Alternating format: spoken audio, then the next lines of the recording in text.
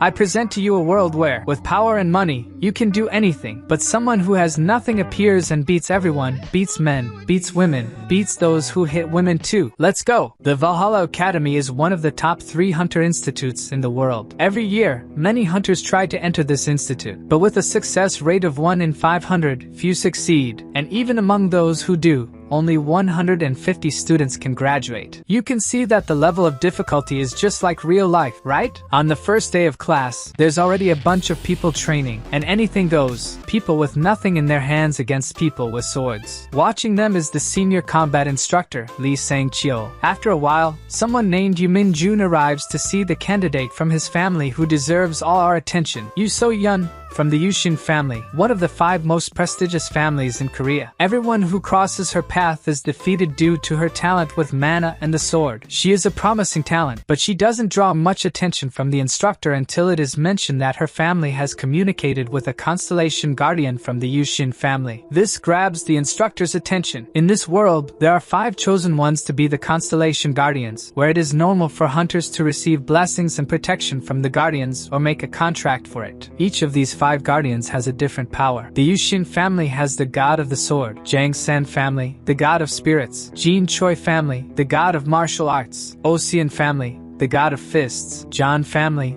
the god of the bow. Yu Yun, having communicated with a guardian, is a great genius with incredible potential. Passing the academy test will be easy, they say. This is so important that the whole world is watching through cameras. The fight of the 17-year-old super talent will be against Kim Ju-hyuk, also 17 years old. The instructors are even surprised at how calm the boy was knowing who he was facing. Confident in an easy victory, the fight begins. Our girl draws her sword, but there's no sign of the boy. She decides to attack. Her swordsmanship was incredible, as well as her control of mana, and the attack was precise.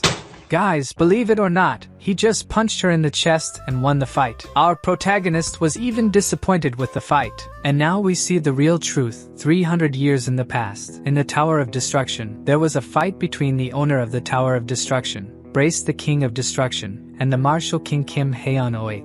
Even with equal footing, the fight ended with the victory of the martial king. Here, the foot was in the face, not equality. By defeating the King of Destruction, who was trying to destroy the world, he saved the earth, but his injuries were very severe. When the tower collapsed with the defeat of its owner, the brave martial king couldn't escape. He only had time to lament because he was always very poor and became a hunter to survive and wouldn't be able to enjoy the money, fame, and power he always dreamed of. Before entering the tower, he even prevented his disciples from entering because it was very dangerous. And in the end, it was indeed.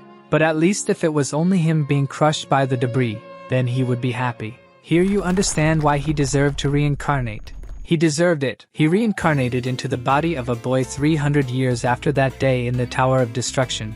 His knowledge of his past life remained, so even with this new weak body, he is very strong. Currently, on Earth, times are peaceful, so he can finally have the peaceful life he always wanted. But nothing good lasts forever, and the curse system window appeared, informing him that in 5 years the Tower of Destruction would reappear in the world, and the great hero must prepare. In other words, the peace he dreamed of wouldn't last. The protagonist even thinks he should have burned Brace's body to ashes or something, but there's no use crying over the past. Anyway, in this era, the conditions of the tower should be easier, so he decides he will have his peaceful life and enjoy it even after this warning. The system also orders him to find his lost weapons and memories. For that, he must go to Valhalla, and the system gives him the exact address. Even without knowing what these weapons and memories were, or even what place this was, he went to the academy. On the first day, he defeated the most promising girl in a single punch. If he wanted to be discreet, it didn't work. On the last day, his opponent was a 17-year-old Hulk from the Ocean family, the Kings of the Fist. The instructor kept an eye on the protagonist. This time, his opponent knew what he did on the first day but remained confident. That's because the protagonist didn't look dangerous to him. He even said he would kill him in this fight. But the Hulk spoke in a way the protagonist didn't understand. using some slang. When the Hulk explained that he would send him to hell in this fight, the protagonist just told him to sit down and calm down. The opponent became furious. His talent that brought him here was his physique. His body was perfect. With little training, he achieved the results of geniuses. And there he was, another genius being humiliated by the finger of the poor and failed protagonist. Furious, he charged to attack the protagonist, full of exploding hatred. The protagonist knew his body wasn't as strong as his opponent's, and he recognized that. This punch might indeed send him to hell, so he dodged and then swept the muscular guy off his feet. Look at his style. The protagonist delivers the famous move everyone knows, the powerful chest slap, and once again, with just one strike, the opponent was defeated. He is experienced and counted on his opponent being stupid. There's already a lesson for you all. Take notes. The next lesson is how to hit on girls and make them fall in love with you. The Fist of Love. The protagonist wins again, confident that even though his body is weak, he will become even stronger than in the past. And this was seen by everyone and also broadcasted, with many scouts from the main teams watching the protagonist stand out among the elite families. One of them is the head of the Kings of the Fist family. He saw the fight and, as an excellent martial artist, noticed the protagonist's talent. One detail is that the Hulk is his eldest son. The father said the son was reckless as always and attacked with everything on the first blow. The most amazing thing is that the protagonist was faster and handled it like a master. Knowing everyone must have noticed this, the old man wants to try to bring the protagonist into his family at any cost. The protagonist's next fight has an audience of shady men, which irritates the protagonist because it's a bunch of adults drooling over a little girl. This being the last fight to determine the ranking of those approved for Valhalla, his opponent is now the second daughter of the Choijin family. Her name is Choi-rin, 17 years old. At least she's prettier than the first one. Let's see if she's more talented. Her first move is to analyze the opponent's reaction. She does this, and there's an awkward atmosphere with both standing still. The protagonist notices this.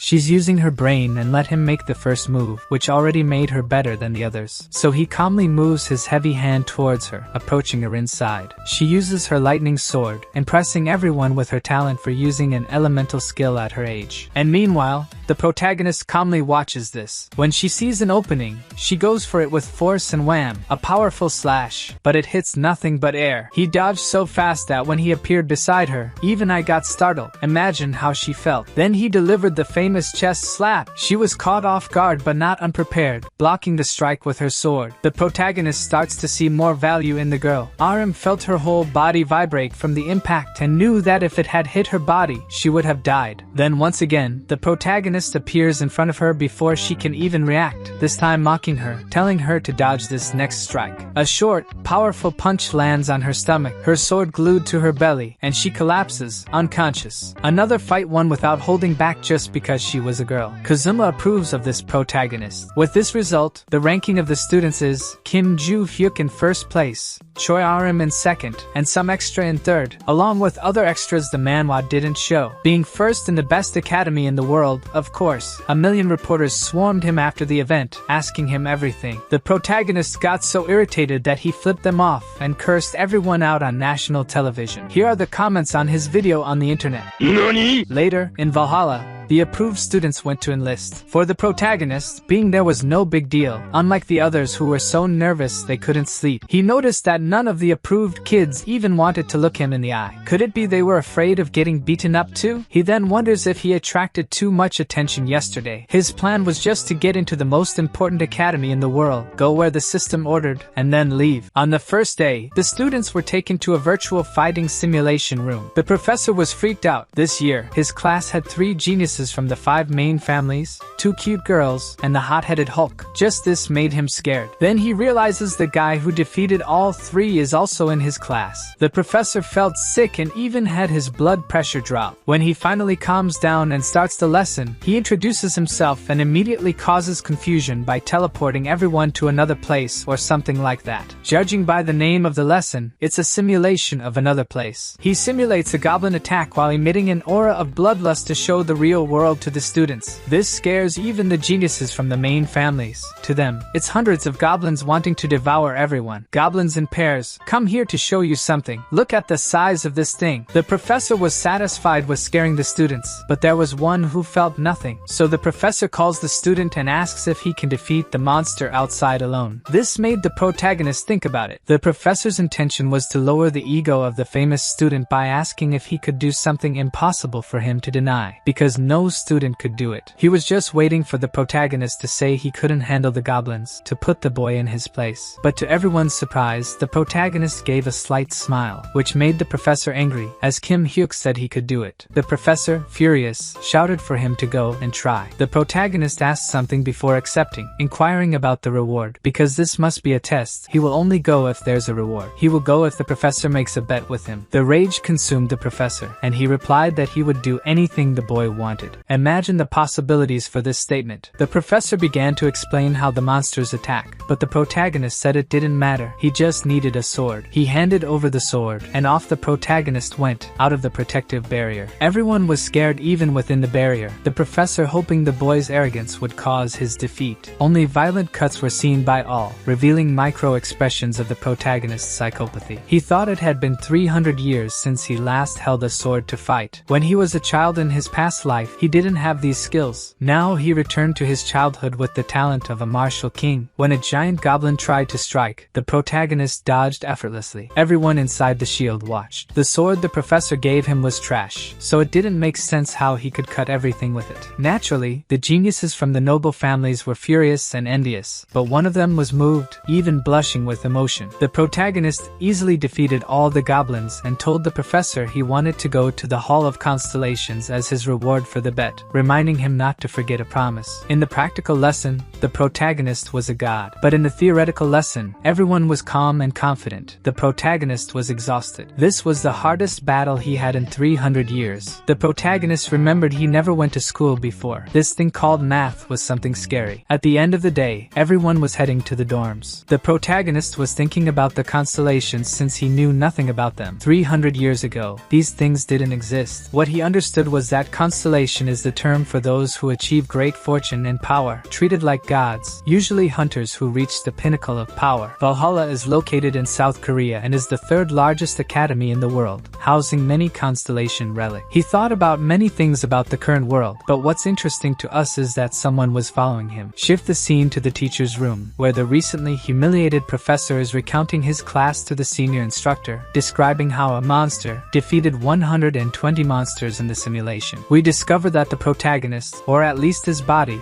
is an orphan and not from an important family. If he was hiding his past, it wouldn't make sense for him to have attracted so much attention during the academy's admission test. The professor requests permission to take the protagonist to the place he asked for. He does this while feeling very sad about his problematic class. To console the professor, who is lamenting having 3 students from noble families in his class, the senior instructor says he is lucky not to have the exchange student from England, as foreign nobles are even worse. When he learns that his friend is in an even worse situation, the professor feels better about his own work. Nothing is better than knowing the neighbor's grass is worse than yours. Back to the protagonist, RM followed him. She went up to him and just stared for a while. What could she want? Want to get beaten up again? Yes. No. Just kidding. She went up to him to ask him to teach her fencing. The protagonist, being direct, says no without much thought. She persistently asks why not. Annoyed, he says he just doesn't want to. After this, the protagonist says he's leaving, but the crazy girl responds, "Teach me fencing." But I said no, damn it. He even questions if she's deaf, saying he said no, telling her to get out of his way, and leaves. And guess what? She stays behind thinking,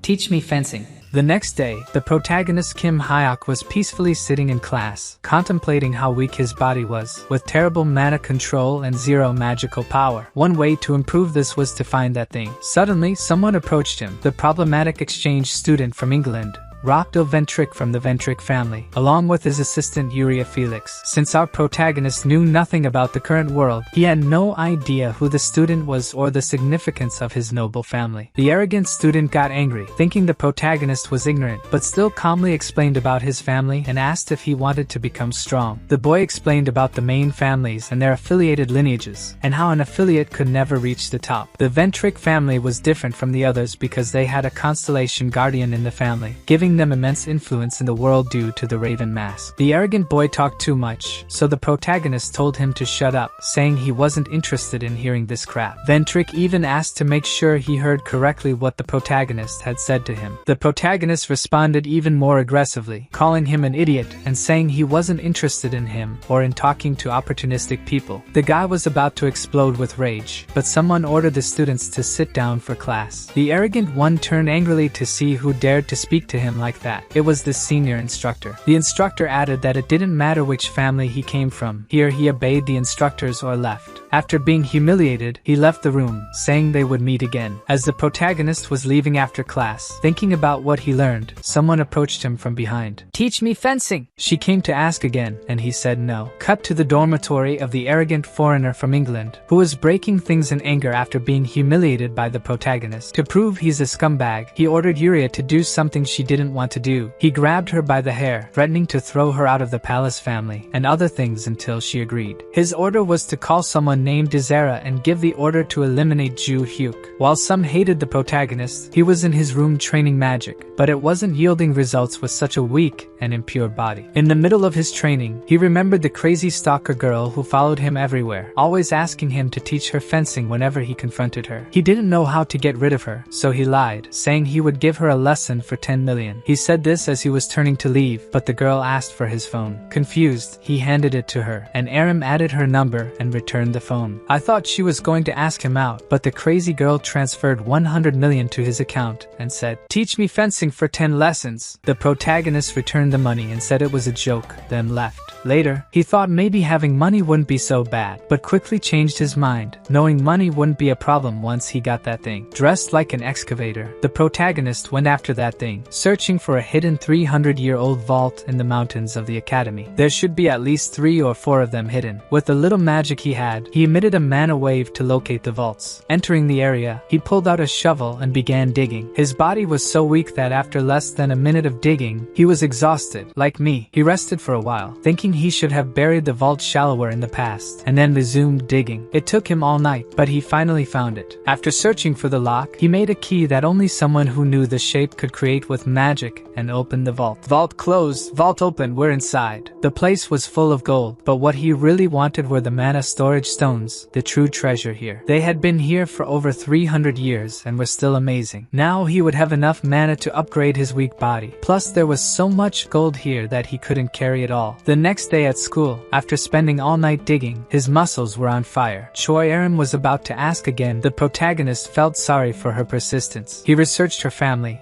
and found out the Choi Jin family was the only one practicing fencing. So he asked why she didn't learn from her own family. She said it had to be him because she had never seen anyone in her family wield a sword better than him. The protagonist was as surprised as you are reading this. Her father, the leader of the fencing family, wasn't better than the protagonist? As she was about to say something, the teacher came to call Juhyeok politely. "Why now? It's about what you asked for before." "Goodbye, girl." Choi Erin was about to ask again but changed her mind. Then, miraculously, Juhyeok said, "Tomorrow at 6 in the morning in the training field." She couldn't believe she was actually going to get a free lesson. After that, he went to the teacher's room. The professor said they had to be quick because there was a class starting soon. The protagonist's request for access to the constellation building had been approved. He just needed to go to the school's basement, but he couldn't go beyond a certain floor. Juhyeok agreed, and that night after class he went. The professor was surprised the protagonist didn't mind only being able to go to the second floor of the building. So we skipped to the professor leading the protagonist to the underground building where Valhalla's treasures, the Constellation Hall, were kept. The place was heavily guarded, with more security here than at the academy's entrance, showing how important this place was. The protagonist observed that the tower walls above were covered with protective magic seals to the limit, as someone might hypothetically do to descend to the second floor unnoticed. Seeing his dangerous ideas, the professor warned that he would be arrested or expelled for trying, and it wouldn't work anyway, hypothetically. Not only that, the professor said that on the second floor, the power of the constellations flowed freely, and anyone entering would have their mind shattered by the power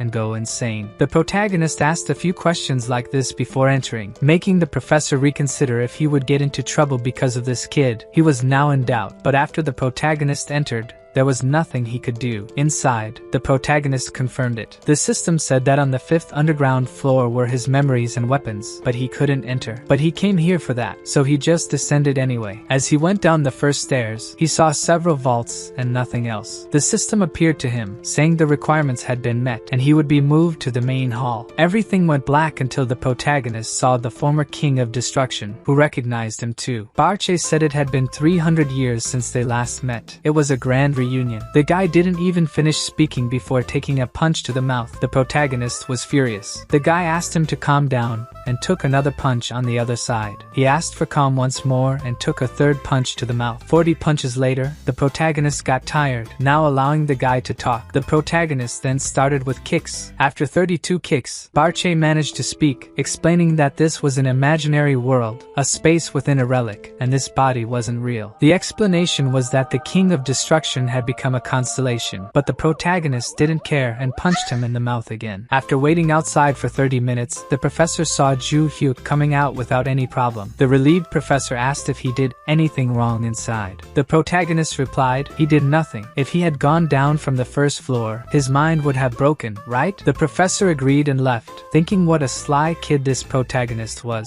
On the way, he thought about the conversation he had. 99% of it was punches, and 1% was him asking if it was the king of destruction who made that system window, informing that in 5 years the tower of destruction would reappear. Barche said it wasn't him. Furthermore, Barche revealed he also received a message with the system window telling him to recover his memories by meeting the reincarnated Kim Juhyeok. He explained that in the past, a mysterious person made him the owner of the Tower of Destruction, but he didn't remember the rest of his past life. Unlike the protagonist, who remembered everything from the past, they shared what their system messages said. And finally, Barche revealed that the protagonist's weapon was one of the 4 sacred relics, and Barche himself became a constellation because he used the sword as a relic. You bastard. Now the protagonist didn't understand anything. His sword became a relic, and inside it was a constellation, his former enemy whom he killed. He left with his sword, the kid having stolen a relic from the country's most important academy. Okay, the maximum security here is a joke. Some second-year academy students, lazing around, saw the protagonist and decided to test if his first place ranking in the entrance exam was a big deal. The protagonist, calmly wanting to know if they really wanted to get beaten, heard them say yes. The first would be the bald one, and he immediately struck his throat and then his chest, sending the guy flying like a bird. The extra averted his gaze for 1 second, and when he looked back, the protagonist had his sword out and told everyone to come at him together. I would have left, but extras are always idiots. 3 hours earlier, the blonde was in the room of the English exchange student, and it was he who hired him to teach Juhyeok a lesson. As a reward, he would help his family. The kid from the Sunrise family accepted dealing with this because, as a second-year student, it was impossible to lose to a first year. Everyone who moved to the second year in Valhalla only passed when they went to the 4th floor and made a contract with one of the constellations. Someone like him, a contractor, was sure he could easily defeat him. That's what he thought until now, as watching the student defeat everyone like they were ants made him change his mind. It didn't even seem like he was fighting. Those who took too long to attack got beaten even harder than the others, leaving the guys wondering if they should flee or get beaten too. Everyone was crushed like ants, not one left conscious. Then the protagonist woke the leader with a slap and asked who he was and who sent him to attack. He gave his name but refused to reveal who ordered it. The protagonist wasn't irritated by this. Loyalty was good even from people who tried to harm him. The extra had the courage to threaten that the protagonist would be expelled when they found out he fought at the academy. Boys, the protagonist says it's fine. Spread the word that a first-year student defeated 10 second-year students. If they believe it, all 10 will be expelled too, ending their chances of joining a guild in the future. The protagonist won the fight and the argument. Later, the trash from England was waiting for a call confirming that the protagonist was crushed. When the phone rang, he heard only one phrase. I'm dropping this job. You better not get in that guy's way. Goodbye. Ventric asked if they would at least report the protagonist to the academy, saying that if they did, the Ventric family would support them if they were expelled. Still,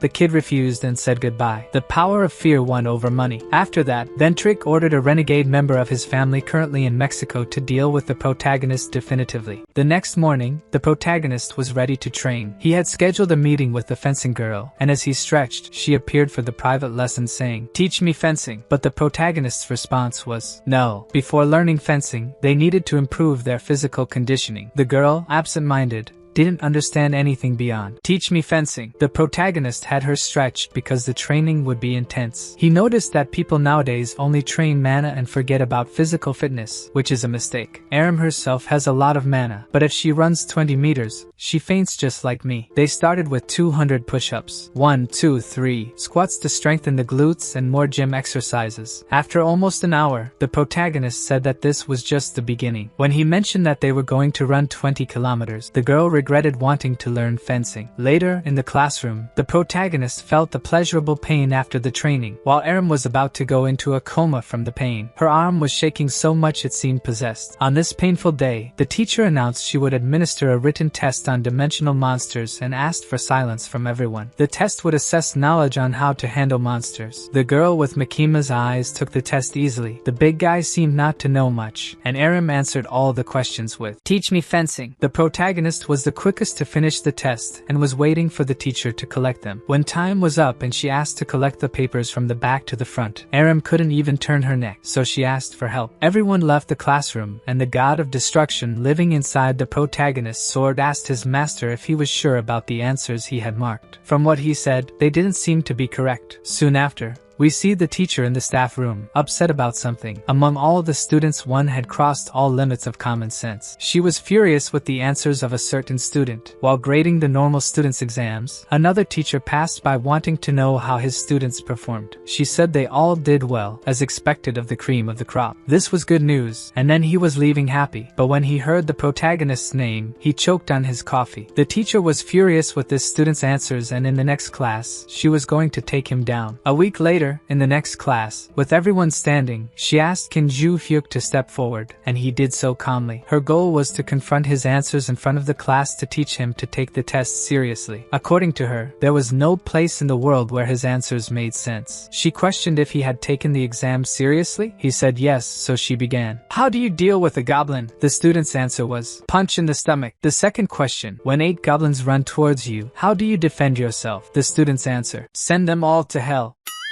The teacher was already irritated again with these answers. Another question was, "What do you do against a monster with very high defense?" His answer was, "Defeat with an even stronger hit. A punch will do." The teacher almost went crazy with this bold student, but he confirmed all the absurd answers in front of everyone. Then, to make him feel ashamed and admit his failure, she activated the simulation room to show the answers in practice. A goblin with very high defense appeared. She told him to show how his answer was correct. At no point did the protagonist get nervous, which was suspicious. He politely left his exam for the teacher and grabbed a sword, headed towards the goblin without any hurry. The teacher knew he had defeated 120 goblins in another professor's class, but facing a stone goblin with super high defense was different. When they attacked, she was confident the boy would face reality. The protagonist simply threw the sword at the stone goblin's stomach, which shattered entirely and was defeated. As I said, a stomach hit resolves almost everything. Everyone was impressed again with the protagonist, except Aram, who already knows the mysterious student's secrets better. Now, the teacher also wanted to know how he did it. He said it was just about hitting the stomach. There was no secret. The teacher was going crazy with this kid, but still asked about the second question. "And the 8 angry goblins coming your way. Prove your answer." He even questions if this was supposed to be challenging. She then releases the simulation that creates a cave and the goblins that will attack. 3 goblins saw him. The test was to use strategy to prevent these 3 from calling the others. Before she even finished thinking, the protagonist knocked down the first, toppled another, and thrust the sword into the last one's mouth. He didn't give the goblins a chance to call the rest. That's how the teacher learned that all his answers were correct. In the following days, Aram tried to survive the physical training before starting the fencing training. In the end, the poor girl could barely stand. The protagonist also got tired with the same training, but it seemed that Aram never got close to the protagonist's preparation. When he asked how Aram would face the class monsters, her answer was simple. She would borrow the power of the constellations. As the protagonist thought, they ignored the training and depended on these constellations for any battle. It's not that the protagonist is against doing this, but what if they enter a dungeon with magic restrictions or in a very long fight, run out of mana from fighting for so long? How will they deal with emergencies? He believes that true strength must exist in the person and only depend on help from an external power for convenience. Then, the protagonist asked if she thought that this exercise to improve stamina was a waste of time. Aram said no, she She agreed with his lessons, but only agreed to train like this because he had said that only after this would he teach her fencing. With this answer, it means she hasn't accepted yet.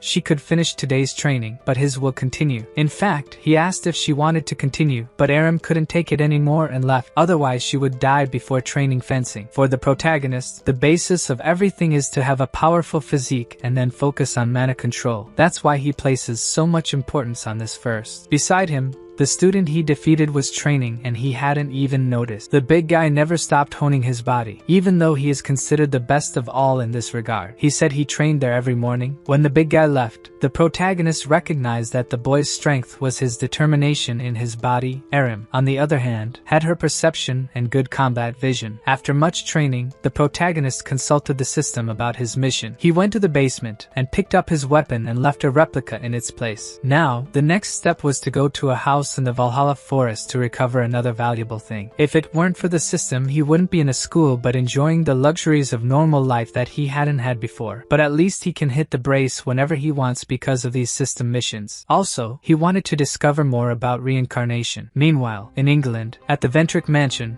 the family that loved suspicious masks, Adelia Ventric was receiving reports from the butler about missions and about Rockdale Ventric in Korea, and about the boy's contact with the banished member of the family, Desira Ventric. Desira was the black sheep of the Ventric clan because he had committed several crimes using the family name, including attacking 5 students from the school. He was expelled from the clan at 20 and now roamed the world while continuing to embarrass the clan. Adelia, knowing of Rockdale's contact with this scum, ordered to keep an eye on him and inform Rockdale that if he did anything else wrong, he would be expelled like Desira. Adelia, besides being beautiful, seems to be honest. She is against those who use the power of the family for their own benefit, because the power of the constellation of the Ventric family can only be used for its own benefit. These are her principles and honesty. To set an example on this matter, the story cuts to a class on how not to use the powers of the constellations for evil. The teacher explains how those who don't like this video are criminals and contractors who use constellations to commit crimes are also. As the class continued, the protagonist just thought about his current body. In his life as a hero, when he was this age, his body was much worse than this boy's. Even if it's strange to have a weak body compared to what he had at the end of his life, this body evolves very quickly with his knowledge and can certainly become stronger than his true self. He doesn't understand why he was so sedentary and with such poor mana circulation at this age. Basically, the original owner of this body was not meant to be weak, and he still doesn't know what happened to the boy who owned this body before. During class, Makima calls the protagonist and passes him a note with just "hey" written on it. He doesn't understand why this other girl doesn't just write what she wants, a note just for that. Maybe all the girls here are crazy. Later, in the last class of the day, the teacher in charge announces that this weekend they will have permission to leave the academy, but they must notify the campus first if they intend to. The protagonist goes to inform that he wants to leave the academy during the weekend, and suddenly someone calls him with a "hey." He looks and sees it's the Makima from AliExpress. The protagonist immediately asks if she also finds it fun to follow others and make selfish requests, and why send useless notes that say nothing. He insists she just say what she wants from him, but the girl seems embarrassed and shy, unable to say a single word. It's not hard to irritate our protagonist, so he tells her to say it now or go away, you crazy girl. She can't say what she wants, but can she question why she's a crazy girl? In fact, Makima wanted to ask the protagonist how he managed to destroy a goblin with a weak sword and no magic. This shouldn't be possible. He was so incredible and strong even without coming from a wealthy family. She wanted to talk more with him, but her pride wouldn't let her speak. After all, it's very important and noble to ask for help from a commoner. When it seemed like she was finally going to ask, the teacher appears and interrupts the two. The protagonist was focused on his life goal and girls kept appearing around him. He even asks if the teacher doesn't hate her due to the class in which she was embarrassed. The teacher says she doesn't care about that. She believed there was only one way to handle those situations, and he opened her eyes to the possibilities. She even says she is grateful to him now. The woman drags the protagonist, asking him to be her assistant. He refuses, of course. His goals now do not include learning what he already knows how to do. Makima in the end couldn't overcome the barriers of her pride, but realizing this didn't make the girl sad. Just one more who will fall in love with the protagonist soon. Returning to his room at night, the protagonist has a computer, but it's on his phone that he researches where he can sell the treasures he took from the safe. The place for this is called the Secret Market, a space where people from anywhere in the world can trade. It is known as the black market due to the wrongdoers who use it. The protagonist's deduction is that the market market is illegal, but still the government does not interfere because it was created by an important constellation guardian. When he researches how to go to the market, he receives a message from Aram. The girl is very different in everything she does. She likes to send many emojis and makes it seem like a tragedy, but in reality, she just wanted to say that she will miss training because she needs to travel. He found it funny how dramatic she is, but is he laughing at her? Aram thought. But that wasn't it, he just wanted to wish her a good trip, and she really likes sending emojis. He hangs up the phone because the girl won't stop. So the next day he goes after the so-called market. In an abandoned cafe he enters and then just turns right. Through a normal door he passes through it, and comes out in another place where it's already night. This place seems familiar to the protagonist, something from his past life. But before he thinks more about the reason for that, someone calls him. A man in a leather jacket is the one who receives a fee of 2 million money to give access to the market and assist customers. The protagonist pulls out a brick of money that he won in the prize for being first in the academy and uses this for his investment. Today's goal is to sell some jewels from his secret safe. The man in the leather jacket explains how the market works and recommends Morris's store at the end of the street for selling low-value jewels. Before he goes, the man hands a mask to the protagonist. Everyone here prefers to hide their identities, and even though the boy doesn't care about this, it's better to follow this custom. At the market, everyone walks with masks. When he finds Morris's store, the protagonist says he has some things for him to evaluate, as he wants to sell. He takes out a simple bag from his backpack and places it on the table. Nothing that a student might have could be of high value. He picks up one of the rings to analyze and to his surprise almost dies of a heart attack. It was an artifact from the era of destruction, something extremely rare. Morris checks each of the items in the bag and sees that they are all relics of an ancient era. The protagonist is curious to know the value of these items, but Morris is curious to know how this boy has these things. He can't say exactly what they are worth right now and apologizes to the young client. The rings are so expensive that Morris doesn't have the money to buy them. Before responding to something, he questions where he got these rings. The protagonist comments that he thought such things weren't questioned here, and indeed, that's against the rules in this place. The truth is that Morris doesn't know the value of these items. They are so valuable that he suggests the best thing is to auction the rings in the market, but that would take 2 or 3 weeks. The protagonist insists on knowing how much Morris believes they would be worth at auction. Despite not being sure, he shows and says the minimum is this value. Although Hyeon knew that rarities in his past life did not expect such a high value, he couldn't even count how many zeros are in that number. The protagonist is willing to sell to Morris for that value, but Morris only has a quarter of that in his entire safe. Even though it's almost 5 times less than the minimum that can be expected at an auction, the protagonist accepts to sell for that value. Morris was amazed by such a good offer. The truth is that the value of these items goes beyond rarity. The reason is that the constellations that dominate the world and emerged after the era of destruction react well to these items. I would like to read the synopsis of this story for you. 300 years ago, Kim Hyeon-oh defeated the King of Destruction Brace, the owner of the Tower of the End, thus preventing the world from being destroyed. Kim Hyeon died in the collapse of the Tower of the End, but reincarnated 300 years later in the body of a 17-year-old named Kim Juhyeok. He ends up discovering that the constellations that were created while he was dead are his disciples who have been looking for him for 300 years. And today Morris is sure they are genuine. The energy of destruction is still strong in them, and whoever possesses one of these items can make a contract with the most powerful S-rank constellations in the world. Morris buys them all. Sometime later, someone goes to Morris and leaves a doubt in the air. The protagonist returns home. He sold for a value 5 times lower because he wanted the money urgently and didn't want to explain how he got it. He got so much money from those items that he won't have to worry about money for a long time. When he was going to return home peacefully, the phone rings. The meddling teacher had gotten his number from the school and practically forced him to go have lunch with her now. Although he is rich now, when the woman said she would pay for the food, he couldn't refuse and went to her. You must also have been curious about Morris. The person who appeared there is called Black Cat, and he is the owner of the market. That explains why Morris was stunned by his presence. They had never spoken in years of market because the man is extremely important. The reason for the contact is that Morris asked to participate in the auction for the first time in years. Then Black Cat wanted to know what he had to announce. Black Cat, in fact, works for the constellation that is the true owner of the market, and he examines the items before they go to auction because the constellation might be interested in them. As soon soon as he saw the rings, the constellation went crazy to have those items for itself. The constellation on the other side really wanted Morris's rings. And that's how Morris lost his ring that night. The teacher who called the student on the weekend paid for a pizza and a generous portion of shrimp pasta to try to convince him, once again, to be her assistant. The protagonist refused without even thinking twice. Anyone would want this opportunity, but he must be the only person in the world who doesn't care. She argued that she could get him a scholarship and that they could write an article together.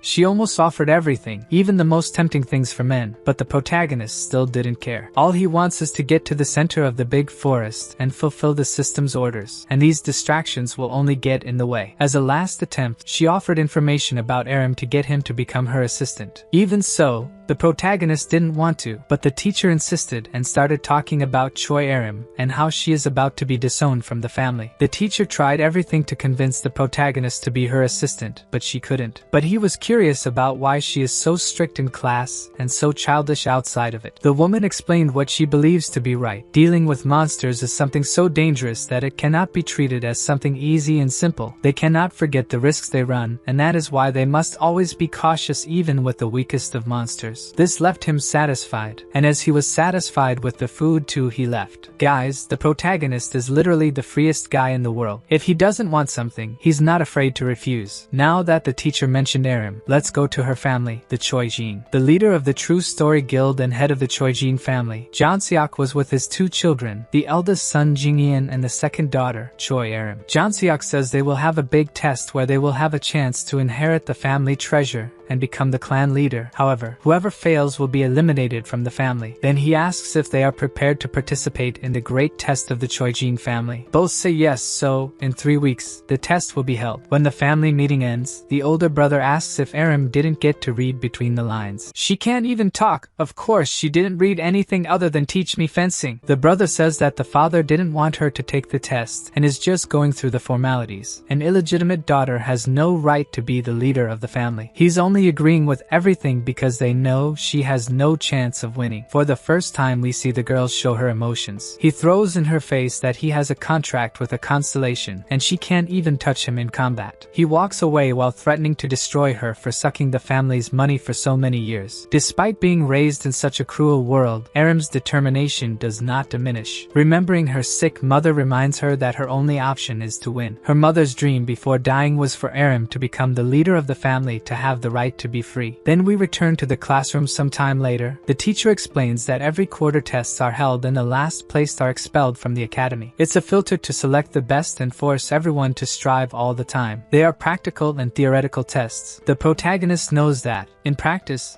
there is no risk, but in theory, it could be a big problem for him. The protagonist's idea is as follows. He will cheat on this test, and the responsibility for giving the right answers is Brace's. If he can't do that, his life will become a nightmare. When the class ended, Aram for the first time says something other than teach me fencing. She asks if they will train today as well. The protagonist says that now she is ready to learn fencing. The girl even glows with happiness. Now that we know more about her, we can deduce that her family didn't train her and doesn't really consider her important. In the training room, the first thing the protagonist wants to see is her sword. She draws the sword and they start with the very basics, how to hold the sword correctly. With simple guidance on how to wield the sword, mana naturally flows through the blade, something she didn't even know how to do. The next step is for her to attack with everything she has. Aram begins to emanate lightning and her body's mobility surprises even herself. Even though the protagonist defends easily, she is much faster, and he confirms this. Another lesson is how to concentrate magic on body parts for more speed. The blows are good, but she must also learn to defend. The protagonist also moves a lot, and the exchange of blows between them lasts an hour, with Aram giving her all while Hyeon teaches and gives tips. When the class ends, she can't even stand up. As always, her body is at its limit. However, she can already see the results. She is much stronger than on the day of the opening ceremony, yet she has not been able to reach the protagonist. He is on another level. Before the class ends, she wants a serious duel with Hyeon. For the protagonist, it might be interesting since she is raw talent and fun to train. He thinks that, 300 years ago, she would have had the potential to be a disciple of his. She asks again about the duel, and he, to provoke her, says he doesn't want a duel so that she would insist as she always does. However, this time she accepts the answer without protest, which is surprising because she is extremely stubborn. She even says that if he doesn't want it, it's because it's not the best thing to do right now. Aram accepted to follow the words of her master to the minute to become stronger. 2 weeks later, the students are gathered. The senior instructor explains that the bi-monthly test will be an attack on a dungeon. When the entrances appear, he says the recommended number for each group is 8 people, but they are free to form larger or smaller groups. They will have 5 hours to complete their dungeons. Their level is F+.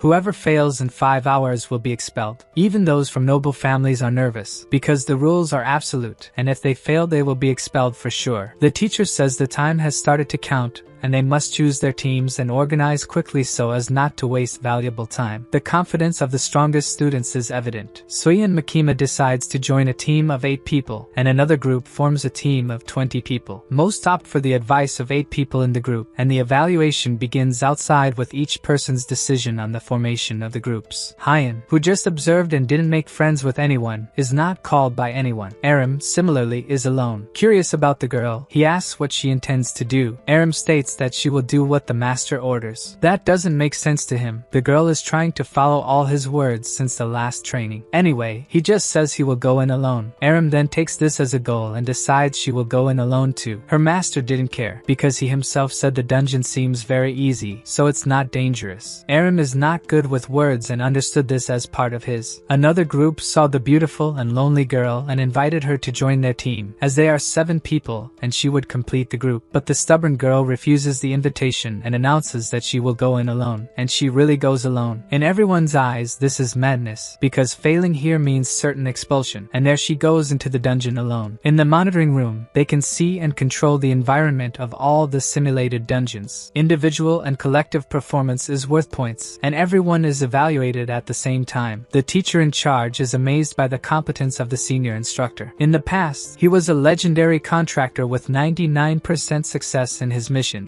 According to Lee Sang-chul, this year's students are great, especially those from noble families. In particular, Suyeon stands out, managing to define the best formation and control her team, in addition to performing various functions that give her more points. The instructor comments that if it weren't for the protagonist defeating her on the first day, her reputation would be impeccable. Anyway, as the tests progress, she should return to the top for being an exemplary student. And speaking of the protagonist, the instructor tries to find out where he is and finds nothing. This is curious, so he wonders if it would be possible for him to have already completed the test in record time, until he checks the list of those who completed the test, and there is the protagonist's name. He finished the test in 23 minutes. This leaves the instructor perplexed. How could a student achieve this time? It would be impossible for him not to try to see the recording immediately. Alone, the student Hyeon showed no fear. With a smile of someone who knows what he's doing, he seemed like a chainsaw slicing through everything ahead. 2 giant goblins tried to attack him, missed, and didn't get another chance. While watching the 23 minutes of terror, the other 2 teachers were also there, impressed. The dungeon boss, programmed to push a group of 8 students to their limit, was defeated with a single stab. Undoubtedly, Hyeon finished in first place, and all the teachers realized that he was not normal. When everyone left the dungeons, they were exhausted and injured. Even the best had marks showing how difficult the test was. Aram was there too, with some cuts on her clothes after completing the test, and Hyeon was the only one as clean as at the start of the test. The final ranking was the protagonist in first, Aram in second, Suyeon in third, the big guy in fourth, and the rest don't matter. The senior instructor expected the protagonist to be first, but not without any injuries. His potential is worthy of the world's best, which is incredible. But a surprise was seeing Aram in second place. They don't understand why she went alone like the protagonist. Her time was longer, and she got injured in the fights, but still managed to complete the challenge alone. The responsible teacher, who was once an executive of the Choijin Guild, knows Aram well. Even though she was exemplary, this behavior doesn't make sense. He suspects that the protagonist is influencing her, but it's just a suspicion. Rockdale, from another class, came to check the neighboring class's ranking just to get angry seeing the protagonist at the top. On the same day, he will meet Desira, who arrived in Korea. The Ventric meeting couldn't be in any place other than a fancy one. Desira, who came from Mexico especially to eliminate the protagonist, eats like an animal, and Rockdale seems afraid of him. Desira asks if he's authorized to eliminate the protagonist. Rockdale replies that the choice is his, but it's only necessary necessary to teach a lesson to the arrogant one who belittled his name. After negotiating how to act, Rockdale is to arrange the scenario in Valhalla for Desira to act, and even his assistant was involved against her will. A week later, the protagonist requests another authorization to leave the Valhalla campus. This was only possible because he did very well in the bi-monthly exam. There is a limit on how many times one can leave the academy per semester. This time he is going to Suwon. He was focused on reaching his destination and didn't expect someone to be willing to get in his way just out of the whim of arrogant rich people. A man with a crazy look stood in front of the protagonist and greeted him as if he knew him. The protagonist, polite, asked who he was, but the lunatic insinuated that it didn't matter. The protagonist is no fool. He came here because he was invited by a mysterious person. He knew the goal was to get rid of him, and the man praised his intuition for that. But according to the protagonist, it wasn't intuition. He knew it for days. He literally threw in the man's face that it was predictable and nothing special. Annoyed, the first attack of the lunatic was filled with rage. Of course, he missed. Even though the attack was strong, the protagonist was calm. This Desira was confident in his strength, and even though the protagonist showed no fear, he recognized that he was strong. His body was fragile, and any attack of that power could destroy him, so he decided to use strategy. The protagonist ran, and the man followed. Unconcerned, the lunatic prepared an attack, but in seconds he was surprised by a counterattack, with the protagonist asking if he had a brain in his head. A blow to the forehead almost cracked the skull. Hyeon attempted another blow to the head but missed. Actually, the protagonist let him dodge to say the same thing Desira said, that he was lucky to dodge. It didn't take long for the arrogant one to feel fear of the monster in front of him. In the past, Desira used all kinds of elixirs to strengthen himself, and that was his talent, high elixir resistance. His parents spent fortunes on this, and by the age of 16, he already had the body and power of an adult. His parents' intention was to use their son to gain recognition for the family, but he didn't accept that. The first people he eliminated were his own parents.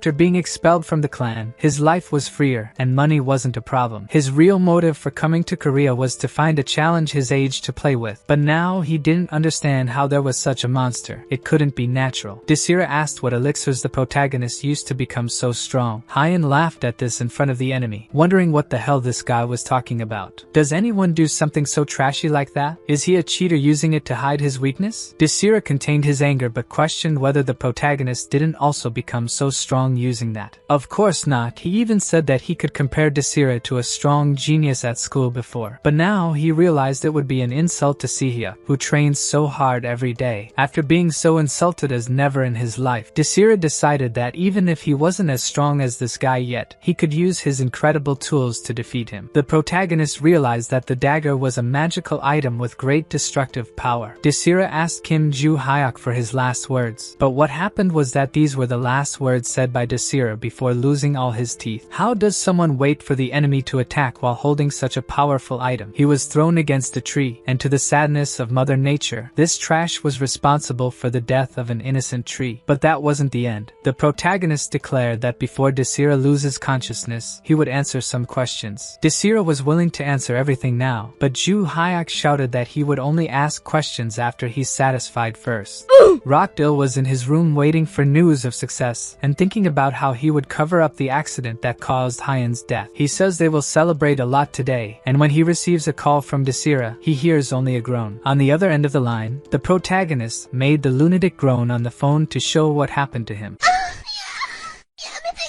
No! The protagonist even said that Desira asked Rockdale to burn incense in his memory after he dies. Hyeon says that Rockdale will be next now. Rockdale was so terrified that he hung up the phone, leaving the protagonist talking alone. Rude, these rich people. Now that the message was given, Hyeon thinks about what to do with the body. Actually, he didn't die, but he will never want to look even at a picture of the protagonist, let alone face him in person. Yuria, who went to get tea for Rockdale and him to celebrate, was happy when she left, but when she returned, her master was about to explode with rage. Rockdale began to think that if the information about him trying to kill someone at the academy reached his family, it would be terrible. But what could he do now against the guy who defeated the strongest mercenary he knows? His plan now is to wait and see if the protagonist will leak this information or blackmail him for money. In other words, he has no plan and will just hope the protagonist doesn't tell the Ventric family. Hyeok, when leaving the park, was precisely planning the right time to report him for this. His pet constellation suggests suggests that he should have just killed Desira and then Rokto-Ventric too, but the protagonist says that the 300-year-old him would do that. But now he's the 16-year-old student Kim Juhyeok, and he can't go around killing people without causing problems. The current world is different and at peace. Barche also says that the skill Desira used before is familiar to him. Barche doesn't remember where but recalls a magic of that type. He also asks if the protagonist didn't notice his magic, but the protagonist didn't care and told him to shut up. After destroying Desira, the protagonist woke up the mercenary to ask a question. He even had to put his jaw back in place for him to talk. He asked who gave the order to kill the protagonist. The mercenary didn't want to talk, but the protagonist used his incredible dialogue skills to convince the guy to reveal all his secrets. Now he finally tells that Rokto-Ventric sent him after him. Exactly that Rokto-Ventric from that day. Another thing is that Desira is not from the academy, where he came from and what his name is. Desira didn't want to reveal his information, but when asked if he wanted more broken fingers, the guy said everything. His name is just Desira now. He is from the first species and works as an independent mercenary. Our protagonist has heard of the first species and questions if he thinks it's cool to be a mercenary because he's just a bully paid for that. Despite the complete defeat, Desira claims that Hyeok is lucky in life. If he had waited 30 more seconds, the fight's outcome would be different. In the end, our hero is not a bad guy. He would even let the guy go, but now he changed his mind. He is better off silent, so please don't ever speak again.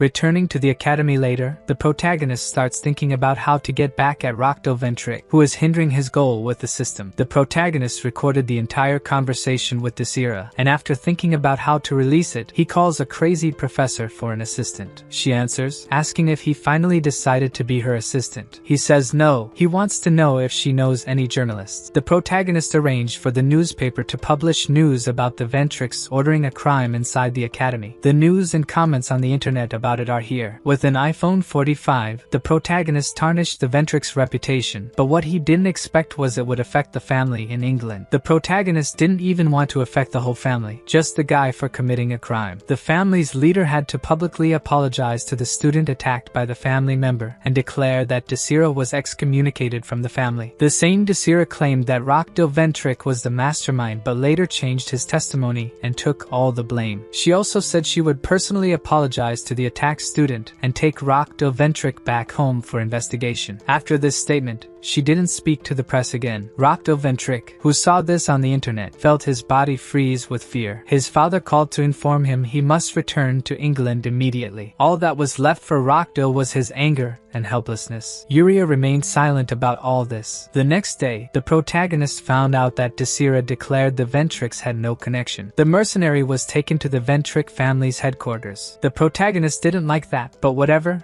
The important thing is Rokdil is gone. Hyeok went to the teacher's room to thank the professor for helping with a trustworthy journalist. And as always, girls are crazy in this world. Be my assistant. I said no, damn it. The professor pouted, wanting to know why he called her then. Could this be a date? The protagonist wasn't even surprised anymore and told her to return to reality. If he wanted, I think the professor would give him a chance. Now I return to reality. He went there just to thank and give some information he has about monsters and how to deal with them, but in exchange for being excused from classes this weekend again. Meanwhile, on a ship heading to the Tower prison, a certain Desira is aboard as a prisoner. His plan is to remain silent and take all the blame alone, not to harm the Ventrics. He is sure they will repay the favor. In less than 5 years, maybe he should be out of prison. Unfortunately for this mercenary, retirement came earlier. Now he won't talk anymore for the rest of his life. At the Ventric mansion, the family leader was there to receive Rokdil and furious about the stain he caused on the family's name. Rokdil's father and son went together to take the scolding. She, just opening her mouth to ask something, made him crap his pants. She just wanted to know what he would do about this. Rokdil says he will beg for her forgiveness, but she doesn't accept just that. The woman seemed about to kill them both right there but didn't. She says that his actions threw the family's name in the mud, all for a silly reason. The terror in the boy's eyes was visible. He even begged and said he would do anything to fix it. The woman then stated that the only way was for Rokdil to be expelled from the family. Rokdil's father tried to help his son against it, claiming that it was too extreme, but the woman was relentless, saying that if he didn't agree, he should accept being expelled instead of his idiot son. Even between father and son, there is a limit because the man refused. However, The woman is very smart, thinking to herself that she wanted the boy expelled now or even dead. Still, if she expelled the boy, it would be admitting that the Ventrix were guilty, so for now, she said she wouldn't expel Rockdale, and they were in her hands, and they should wait for her to think better. Her desire is to meet with Kim Juhyeok and think better about Rockdale's fate. So she ordered the father to keep an eye on his mediocre son from now on, and be grateful for her compassion. Humiliated by the protagonist, he returned home to be even more humiliated by the family leader. Besides, the father also had to do the same, but that didn't happen. Rockdale tells his father that her intention is to expel him as soon as the dust settles, so he will have to do it, and the father will have to help. For his son's sake, the father will support. At least he is a present father and helps his son, even if it's to do shit. Great dad. Meanwhile, at the Valhalla Academy, the protagonist is informed that the Ventric leader is coming to visit him to apologize, and the protagonist doesn't understand why such an important person would do that. It can't be good. The professor is also worried about the situation. Adelia, the Ventric leader, is coming today. They donated millions to the academy. They are the biggest money donors, so the academy will cover up everything. He wants to know if the protagonist understands what that means. Despite being a teenager in everyone's eyes, he is smart enough to know what it means and agrees. Some time passed until the woman arrived. The professor showed respect for someone so important, and soon left, leaving the protagonist and the Ventric leader in the room. She introduced herself as someone refined and polite. The protagonist also knows how to behave with formalities. Moreover, the woman didn't understand how someone without a noble family wouldn't feel intimidated by her. As it's a peace mission, she apologizes for the Desira incident, to which the protagonist says it's okay. And now about Minoxidil. She was going to talk about him, but the protagonist interrupts her to say it doesn't matter anymore. In the media interviews, she said he had nothing to do with it, so there's no reason to feel guilty. Now the true faces start to appear. She throws on the table that the media and public don't believe the Ventrix. What Adelia wants is the protagonist's help to change the public's opinion about her family. She practically offers everything in return: money, political support for him to enter the best guilds in Korea, and he just needs to help this time with this. To be sure, the protagonist asks if all he needs to do is make a statement, and everything ends. This question was asked just to be sure of the woman's intentions. After the confirmation, he throws in her face that they must be desperate to offer so much to shut him up. They even crossed the continent to see him personally. Hyeok immediately tells her the truth. He is irritated that they are trying to act like it was nothing and says he doesn't want to help with that. He states he doesn't need any of what she offered. The best reward is seeing this family live with the dishonor Rockdale brought to them marked in history. The woman went crazy and wanted to kill the protagonist right there. But he doesn't bow to anyone. A boy without a noble family proves and says she doesn't have the courage to do what she wants here. She shows her true face, saying he is trash, making her waste time with arrogant trash without an aim. Adelia threatens that she will kill him now with all her power. The protagonist shows no sign of fear, confidently telling her to try her luck. He is smart and throws in her face that if the Ventrix said Rockdale was not guilty, threw a lot of money and offers to cover this trail. Killing him here is the last thing she would have the courage to do. The woman, exploding with anger, couldn't disagree with this statement. In the end, he was right, and Adelia gives up and threatens, saying he will regret today. The protagonist further insults her dignity by saying that all the Ventrix talk so much shit, it must be a family thing. Even Barche, who lives in his sword, asks if it was necessary to make such an enemy. For the protagonist,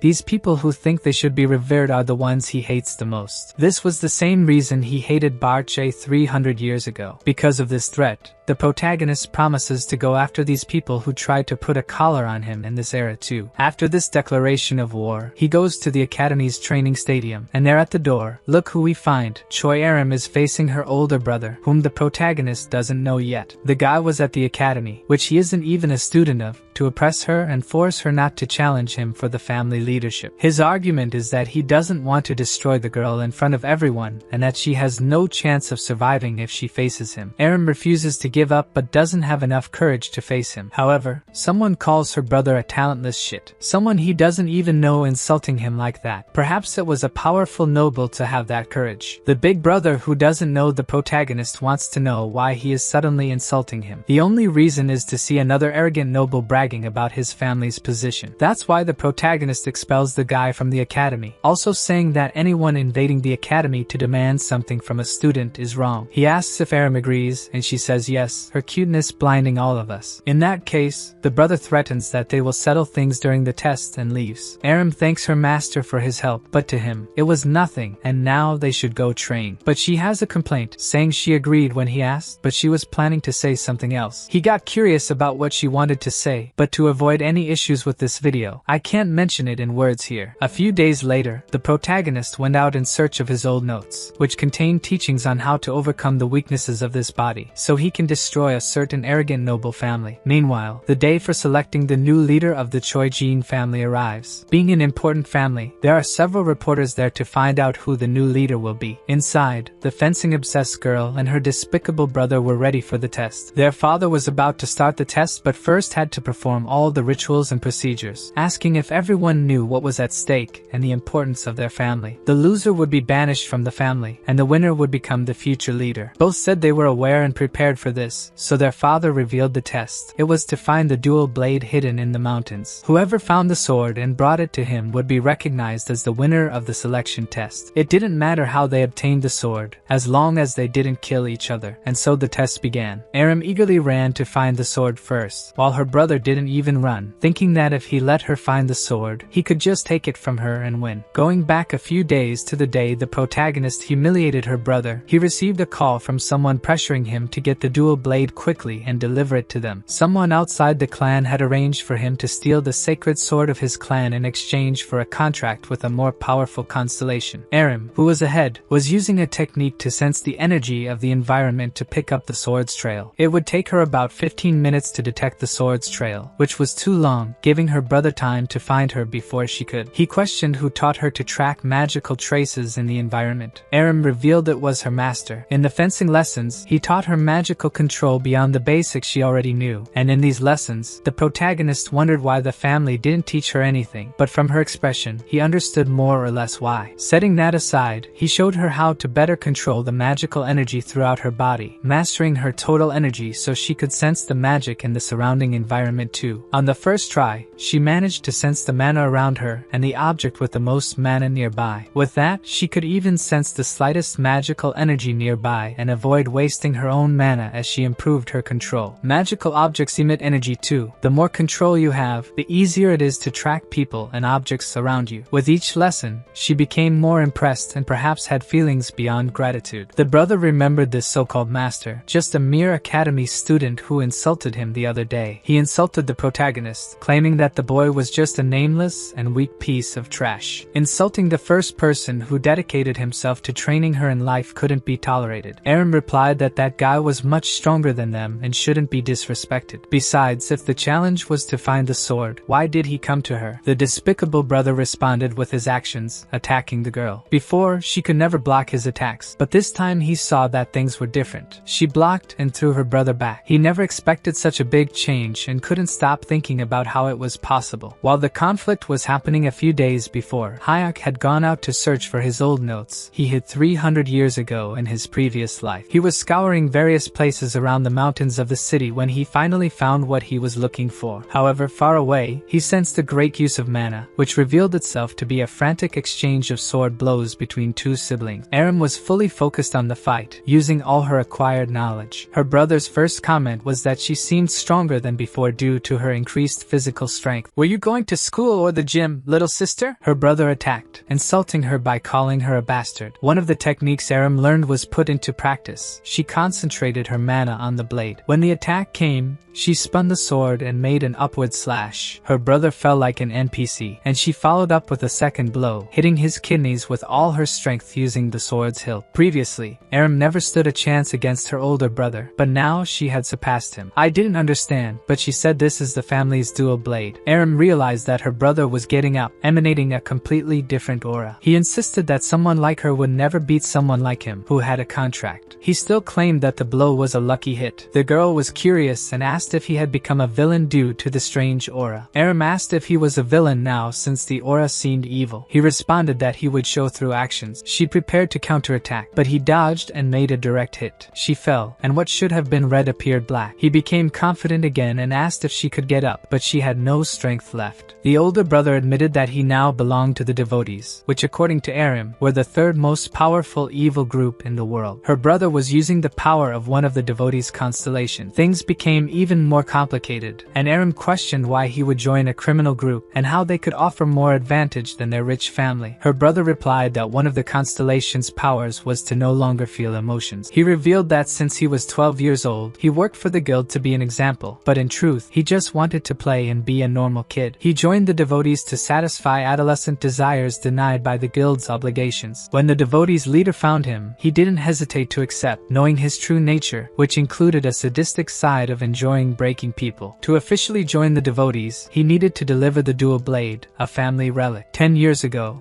during a similar test, he killed his older sister in the mountains, something Aram believed was just a disappearance. He revealed that their mother fell ill with sadness seeing her older sister's face in Aram. He then challenged Aram to find her sister in the other world and cut off her scalp. Actually, that didn't happen. Near the test mountain, the protagonist was searching for something and sensed that a fight was happening. Hyeok's sword blocked the blow, saving Aram at the last moment. "Teach me fencing?" The protagonist demanded he explain what he was doing with Aram. The brother replied that it was a family matter and told him to mind his own business. This made the hero furious. To teach a lesson, he landed a direct hit and threw the guy against a tree. When she recovered, Aram asked why he was there. The protagonist didn't reveal what he was actually doing and said he had business in the middle of the forest while checking her injury. He told her to gather mana and concentrate on healing the wound quickly. He would handle the situation now. The arrogant brother got up and went to him, speaking again that it was a family matter, then attacking by concentrating energy on the sword. The protagonist took a single step to the side to dodge the attack. He was sure he wouldn't miss at that distance, but now he was hit again by a powerful attack. To finish the combo, he stepped on the guy and placed the sword sheath over him, delivering another powerful attack that destroyed everything around. Right after, he went to see if Aram was okay and asked if she could at least walk. Before that, the brother emitted an even more intense dark aura and got up again. He muttered something and jumped at the protagonist, whether he was going to kick his head or strike with a sword. The protagonist defended effortlessly, and the guy realized it. What he also saw was a punch coming straight to his stomach, questioning if such strength was possible for someone his age. All the attacks were blocked effortlessly, and if he took 1 or 2 more hits, he would lose, so the villain decided to use that. He pulled out a stone, a fragment of an artificial relic, a copy of a real relic. By consuming it, he could form a temporary contract with a higher rank constellation. Even people outside the forest waiting for the test result could feel and see it too. That purple smoke in the sky, the family leader noticed it too and decided to interrupt the test. The older brother was overflowing with corrupt magic, but the protagonist asked if that was all. The brother mocked, saying that confidence would make him die faster. The constellation he contracted with was called the dragon that kills all, and the dragon showed its teeth in satisfaction of being summoned. The dragon that kills much activated its ability to scan everything. The dragon that kills all saw what it had to kill and almost died of fear. It even closed its eyes and wished it was a dream. It opened its eyes again and analyzed again, confirming the nightmare was real. The dragon that kills all told the boy it would retire now, canceled the contract, and fled. The protagonist then asked what the older brother had said before. Now, without any reinforcement in his body, this last attack took the soul out of his body. The third hit is the lucky one. The devotee's leader received the message. The dragon that kills all got into big trouble because of him. Do you want to disappear from this world? The devotee's leader didn't know why, but if he didn't beg now, he would die, so he begged for forgiveness. The dragon warned him not to distribute artificial relics anymore and to behave from now on. Look at the villain's mindset. After being forgiven, he realized it must have been the boy from the Chojin clan, so he decided to investigate what happened. That is, he would chase what terrified a constellation. Hyeok returned home and took out of his backpack what he had been intensely searching for. He managed to recover his notes on divine arts, a breathing technique that can increase magical power to an impressive level. Talking to Barche, Hyeok commented that the technique he used in his past life was inferior. When he found this manuscript, he couldn't learn it because his body was too accustomed to the technique he used all his life. He mentioned that if he had this technique before, he wouldn't have died then or been injured in that fight. Now, with his new body completely reset, Hyeok would become incredibly powerful. He decided to stop training physically and focus on this new technique. The previous incident, where he almost killed Aram's brother but decided not to go all the way to avoid problems. He checked if Aram was okay and let her decide what to do with her brother. During that time, he noticed someone approaching, probably their father. Hyeok warned Aram that her family was coming and suggested she claimed to have defeated her brother, who was using an evil relic. Before the family arrived, Hyeok left and took the notes. The event severely damaged the Choijin family's reputation, as journalists present in front of the mountain reported on the family's involvement with the devotees, which could significantly impact the family, especially now that Aram was about to be named the next family leader. Aram went to the hospital but was not in life-threatening condition. She was portrayed as a heroine in the reports for defeating a member of the devotees despite being just a teenager. She followed Hyeok's advice and told her family that she had defeated her brother after discovering his association with the devotees. When asked how she had enough power for that, she attributed her success to Hyeok, who had been teaching her. Researching Hyeok, her father saw that he was a delinquent, making him think his daughter was under bad influence.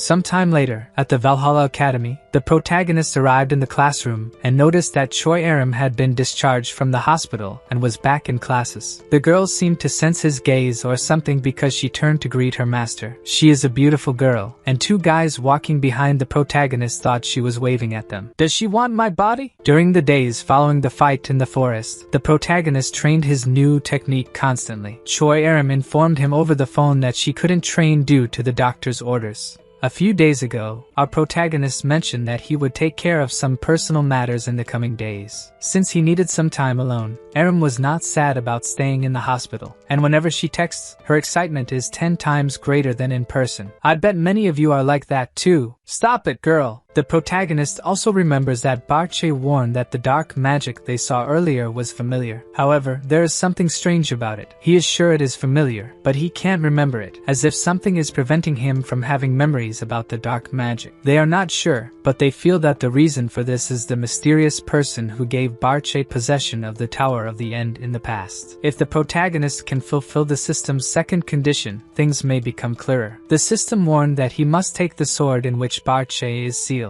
In short, he has to go to this place at the academy, and the only way to infiltrate is during the academy's final exams at the end of the year. If he doesn't attend school or causes problems, he will be expelled. So, it's because of this that the protagonist has to work hard in school to pass. Finally, the class begins. The teacher arrives in the classroom and announces that there will be a big announcement now. They must be aware of the interschool competition that will take place next month. Just thinking about having to participate in a competition irritates Juhyeok. Before the teacher said that the school would select the best students to participate, he already knew he would be selected because of his grades. Strangely, the teacher called the student to a private room before making the announcement. The teacher commented that they have been coming here to talk privately a lot lately. This is strange. It's obviously because you keep calling me here. The teacher knows this is true, but he judged it was important to talk to him first. Before he continued speaking, the protagonist said he refused. The teacher hadn't even said what it was about, but Juhyeok already knew it was about this interschool competition. He is as smart as ever, but the teacher insists on explaining something specifically to him. There are 3 major hunter training institutions worldwide: Valhalla in Korea, White Lotus in China, and Heroes in the USA. Each of these 3 selects their first-year students to participate in the competition representing them. The competition involves fights, escaping from labyrinths, and other challenges. Obviously, they planned to send the first-year students with the best grades. All this was nonsense. It was more than obvious to the protagonist, so he was almost asleep. The teacher couldn't understand how a student wouldn't be interested in doing something so important. Regardless of the teacher's arguments, the protagonist said he wasn't interested in any reward. The teacher couldn't understand what was wrong with this kid, but then he argued that it was really important for the protagonist to go to the center of the Great Forest. He knows this because the protagonist previously asked for permission to go to this place and was denied. However, now he reveals that the interschool competition location would be held in Valhalla, and the final test is in the Great Forest. So, those who participate will go to the Great Forest and won't have to take the Academy's final exams because the competition grades will replace them. The smart teacher spoke to him privately because he knew he would refuse in the classroom, so he had to convince him first. Now that he has a chance to reach his goals sooner, the protagonist agrees to participate in the competition. It is not important to return to the classroom to announce who else will participate. We already know who they are. Now we are shown the Ventric property. Adelia, the family head, could not make a commoner like the protagonist bow,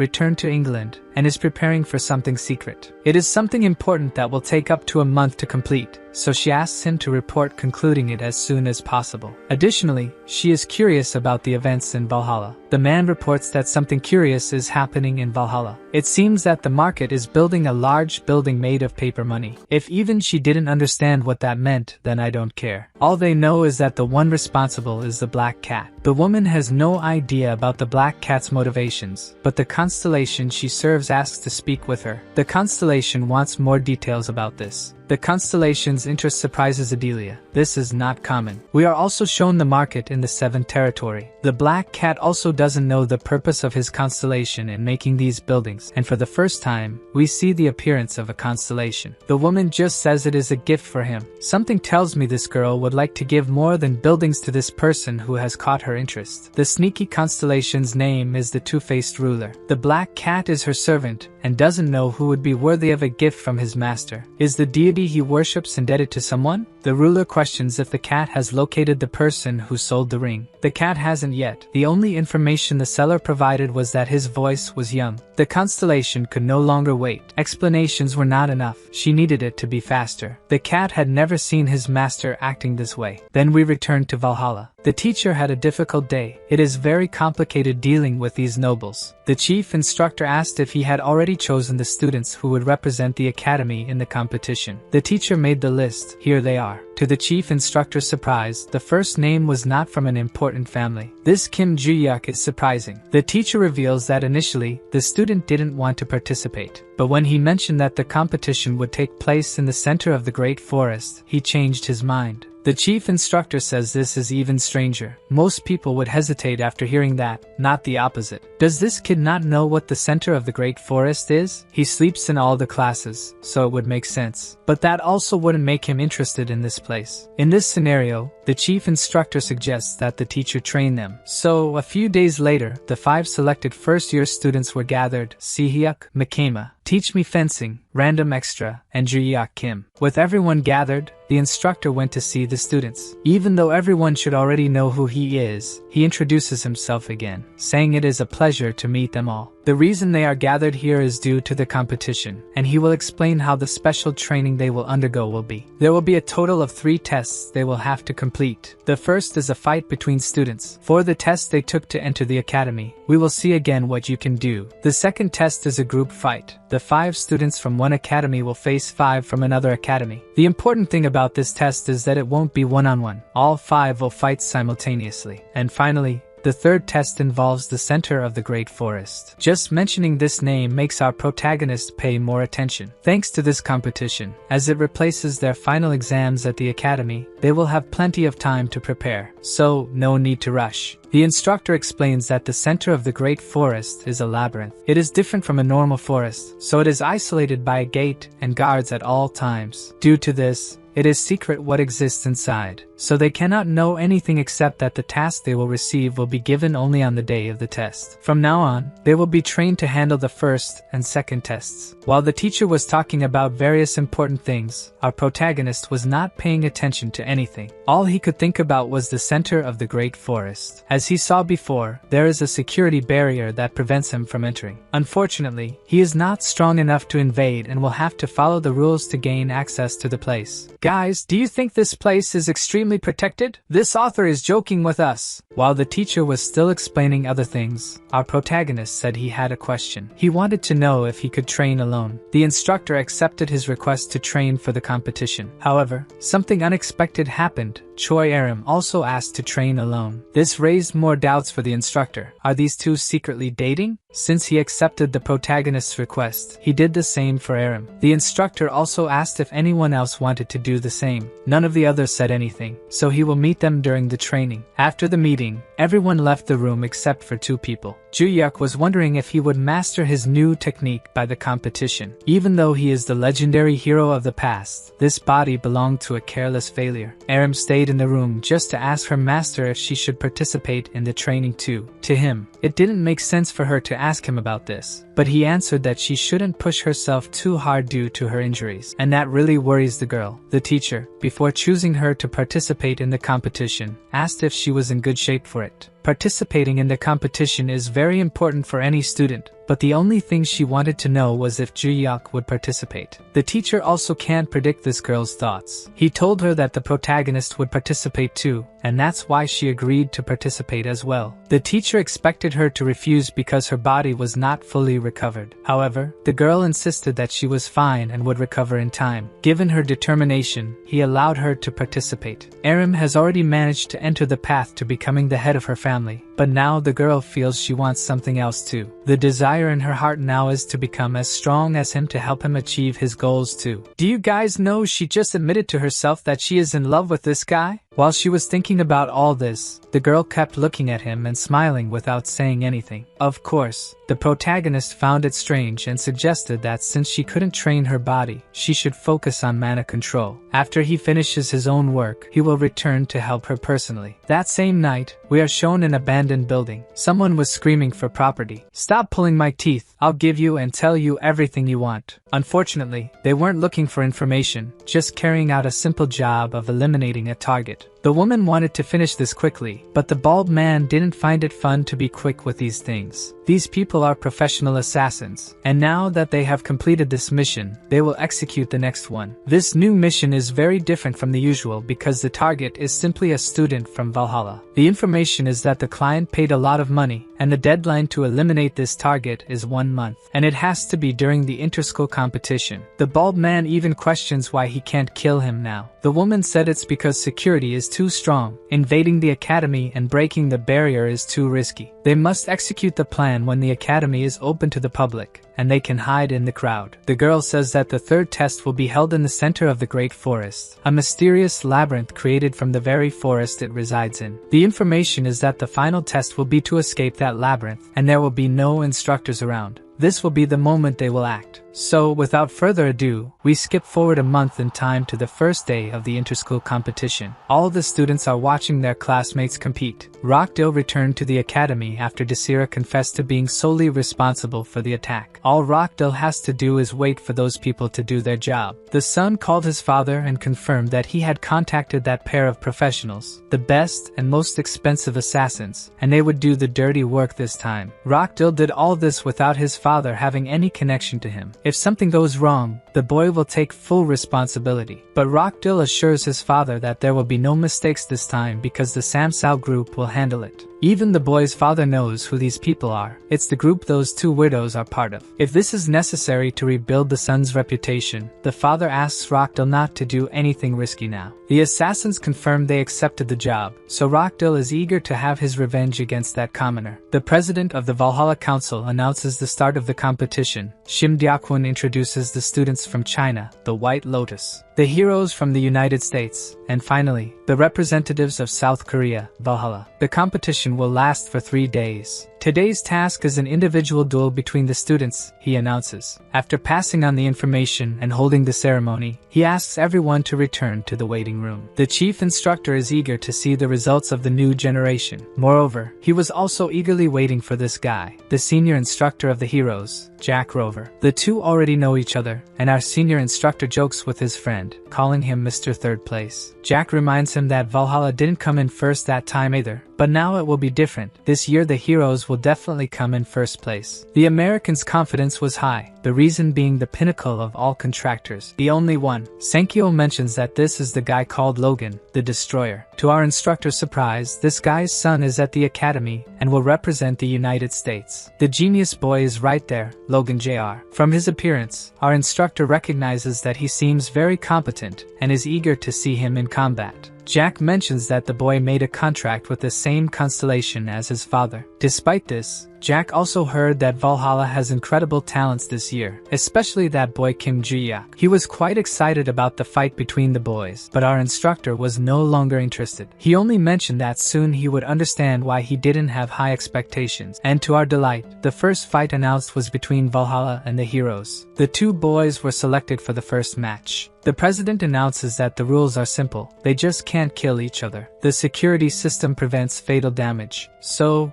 the hits landed in this arena will be transformed into pain by electrical impulses. In other words, feel free to go all out, because here you don't need to hold back. After the countdown, they can begin. Our protagonist was calm. He didn't need to overdo it. 3, 2, and 1, Juhyeok quickly approached and struck. To his surprise, until today, no one had ever blocked any of his blows, but it just happened. Who is this guy? He is strong. Logan asks if the protagonist thinks he is strong with such an attack. Juhyeok said he still has a long way to go. Really? He said that the protagonist is more modest than he thought. For a moment, we believed that the opponent was strong, but it's not quite like that. Juhyeok asks if he can withstand his blows over time and spins the boy in the air. Then he lands a precise blow to the nipples. This time, Logan acknowledged that this blow was heavy, and our protagonist recognized that the opponent is quite tough. The two instructors were watching the fight. Sankyo states that Logan is quite tough for withstanding a blow from the protagonist. Jack saw all the videos of this boy and trained the students. Juhyeok wasn't supposed to be this scary, but it is still too early to give up. Logan hasn't used destruction yet, and now he attacks using magical energy. With this kind of power, our protagonist has to dodge. He feels that this energy is dangerous. Despite having destructive power, he doesn't have the same level of fighting skill. His hair was cut. Juhyeok is sure that this boy Logan would be a great hairdresser. Logan realized that if he can't land his blows, there is no reason to use destruction. In fact, he doesn't have to use it conventionally. He places his hands on the ground and channels his energy through the stadium. Using his power, he can distract the opponent by raising pieces of the arena. If the opponent can't locate him among the debris, he won't be able to dodge the attacks. This is the expectation of an inexperienced boy. However, Juhyeok easily saw his movements and was able to dodge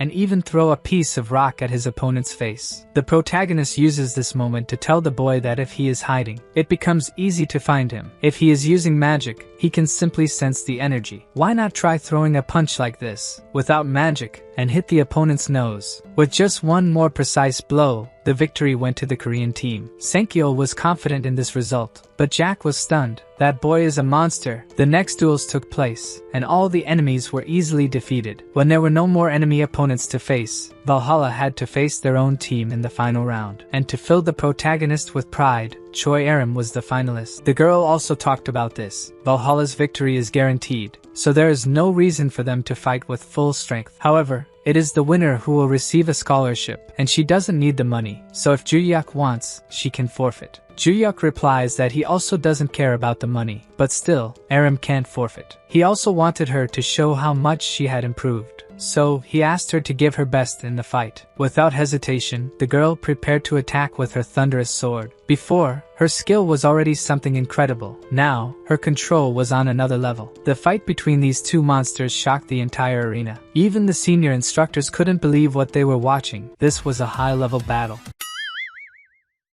The victory went to the protagonist, and Barche spoke in his mind that he is very cruel, and if he had hurt her, Juhyeok held back. He says he didn't hit her abdomen. The girl changed the trajectory of the attack at the last moment, and he also did it to hit the sword. However, his power is so different that the result of hitting the sword was something like this. Despite his monstrous growing strength, Choi Aram is also incredible and surpasses all other students. The first day of the competition ended, and during the night, Sankyo congratulated the team. They were incredible and won the first day. Everyone wasn't hurt due to the defense system, but they should still rest and visit the infirmary. He was also going to mention something about the formation to use tomorrow. However, Juhyeok began to doubt if he really needed to wait longer to go to the center of the Great Forest. Maybe his strength was enough not to have to follow the rules. The meeting ended, and Sankyo left the boys alone, but Juhyeok wanted to talk to the instructor first. He had a question. If he managed to defeat everyone and finish the test in record time tomorrow, could they do the third test on the same day? At this point, he didn't even question if it was possible, and just said he would look in the rule book. He investigated and discovered that there are exceptions for this to happen. If the test was done very quickly and the preparations for the next test were already ready, they could be done immediately. In other words, the protagonist says he will finish quickly, so he asks the instructor to have everything prepared for him to take the final test on the same day. The man didn't even question if it was possible. He says he will do it that way. So, in that case, the protagonist will hear tomorrow. They say goodbye, and our hero is impatient and hates following rules. And then he quickly discussed with his pet sword. "Do you want me to finish you off too?" Our hero is completely anxious and can't wait another day to follow the system's orders and get more answers. The next day, the sun rises. The weather is great for the second day of competition. The academy president says again, "It is a pleasure to have everyone here for this beautiful day. The group battle will take place in the forest, and everyone will watch everything through ultra-modern drone cameras. This is the new favorite team to win the competition." But Juhyeok wasn't with the group. Makima asked her colleagues if anyone knew the whereabouts of that boy. At that moment, the latecomer joins the team and apologizes for being late. Although he is the strongest in the school, he can still get scolded for it. The instructor was clear when he said everyone should be here 30 minutes early. Didn't he forget? It's not that he forgot, he just wasn't paying attention. The protagonist stated that he would take care of everything, so there was no need to come up with a strategy. They know he is strong, but the test is a group battle now. Makima questioned if he thinks he can face all 10 enemy students at once. None of the boys wanted to interfere in this discussion. Only a girl would have the courage to face this guy. Aram then intervened. She wanted to go with Juhyeok too. His response is no, they all must wait here now. Although Makima didn't understand the boy's intentions, she tried until the end to change his mind. Then, when the countdown to start the test began, 3, 2, 1, the White Lotus team was ready to recover the points lost yesterday. Within seconds of starting the test, they were located and couldn't even prepare a defense. Juhyeok even acknowledged that they are good because they reacted quickly. White Lotus has been eliminated. Logan is the leader of his team and thought that Valhalla focused on the White Lotus team so they wouldn't have a chance to join forces against them. That guy is very strong and also very smart. The boy on the team detected magic coming towards them at high speed. No, it's a person at high speed. They know it's the bogeyman coming after them, so they prepared a reinforced magic shield. Melissa would prepare the most powerful reinforcement magic she could. Bella is responsible for defense and will support the barrier. With everyone focused on defense, Logan will be ready for the attack. This is a formation entirely focused on defense, so Melissa questioned why all this if it's just one person. Logan stated that this person is Juhyeok. She must have seen in the first test that he is different from everyone else. Bella said that Melissa didn't fight him yesterday, so she has no idea how strong that blow to the chest is. Melissa was sure there was no one stronger than Logan, but Logan himself admits that he doesn't compare to that guy. They waited for some time, and the enemy's mana disappeared. Despite this, they maintained the formation for longer. The boys on the team seemed duplicated. While they waited, the monster appeared on top of the trees. Logan's rear felt chills. Before he could look in the direction of the enemy, his vision was already blocked by a sword. Juhyeok infiltrated their formation from above and defeated the only DPS. Bella didn't have a chance to use her shield, and Melissa didn't fight him before, but now she can defeat him. But first, she needs to land a hit. She experienced what everyone went through yesterday, a blow to the stomach. The two boys from before had the advantage of attacking the opponent from behind but lost with just one blow. With 4 attacks, Juhyeok defeated the 5 opponents from the American Academy. The heroes have been eliminated. The protagonist could no longer wait to go to the forest. But before that, can you tell me where this boy is looking? Yeah, boy. The fastest test in history has just been completed. In the monitoring room, the academy president asked the others if the clock was correct. Juhyeok finished the test alone in 23 minutes. They all agreed, so the president was going to end the second day of tests right then. But the senior instructor Sankyo mentioned that the rules allow the third test to be done today if the second test is completed very quickly. The president understands what he means and authorizes them to discuss if this is possible. That Juhyeok is indeed a demon and did what he said. Jack agreed with Sankyo to bring the third test forward, but they still needed the approval of the White Lotus instructor. According to Jack, after watching the first and second days, he had no doubt that the result would change. Valhalla has a terrifying monster this year. He also understands why Sankyo didn't doubt that Juhyeok could lose. In the restroom, the Valhalla team was there, but they weren't tired because they didn't even lift a finger for this victory. Makima couldn't stop thinking that this guy is a monster. He is totally insane. She was going to try to take the lead in this test and couldn't. Yesterday, she was defeated by Choi Aram in combat. There are rumors that she is being trained by Juhyeok. The girl feels that at this rate, She is falling far behind, and it is distressing. So she wonders if she could set aside her pride. Would he teach her too? The seductive atmosphere was broken when they announced over the school's sound system that the test for tomorrow, survival in the labyrinth, had been brought forward. Before everyone went to the forest, the protagonist said he had an announcement to make to everyone. He will go alone to the center of the forest. So, they are all on their own. If they have problems, they can call him, and he will help. Makima was once again irritated. Another solo move. They already won the previous 2 tests, so they will pass anyway in this test. But why does this boy insist on doing everything alone? She wanted to say something to him, but she couldn't. Juhyeok then asked if the little bird wasn't going to say what she wanted. Why do you keep giving me nicknames? You are confirming the nickname. I wanted a nickname too. Teach me fence. After a while, everyone went to the gate to the great forest. The president then announced to everyone that the final test of the competition would begin. Once again, everyone would watch through the magical screen in the stadium. In the center of this place, there is a labyrinth unlike any other in the world. A dense forest where the rain never stops falling. Dangers threaten at all times. The content of this test is as follows. All participants will be evaluated at the beginning of the test, after 5 hours, inside this forest. The closer the students are to their current state before entering, the higher the grade they will receive. Group combat is prohibited, so let the test begin. Now that the final test has been announced, those 2 crazies are lurking in the abandoned warehouse at the academy. They were waiting for the 3rd day to do their job and just found out that the test was brought forward. A woman came to inform the 2 so they would also bring forward the job they have to do. They are teleported from where they are, and immediately the camera system in the control room is interrupted. The instructors have no idea what kind of failure could cause all the cameras in the forest to fail simultaneously. Did I forget to pay the internet? You call the provider and the gate security. The instructors agree that the students could get into trouble in there, so the instructors will enter to end the test. When they went to the gate, all they found were the ruins of what used to be a gate. Inside the forest, they were fighting against the rain, waiting for time to pass. Melissa said that Bella wasn't doing very well, but the girl didn't want to hinder the team, saying she got too wet in the rain. Logan, as a good leader,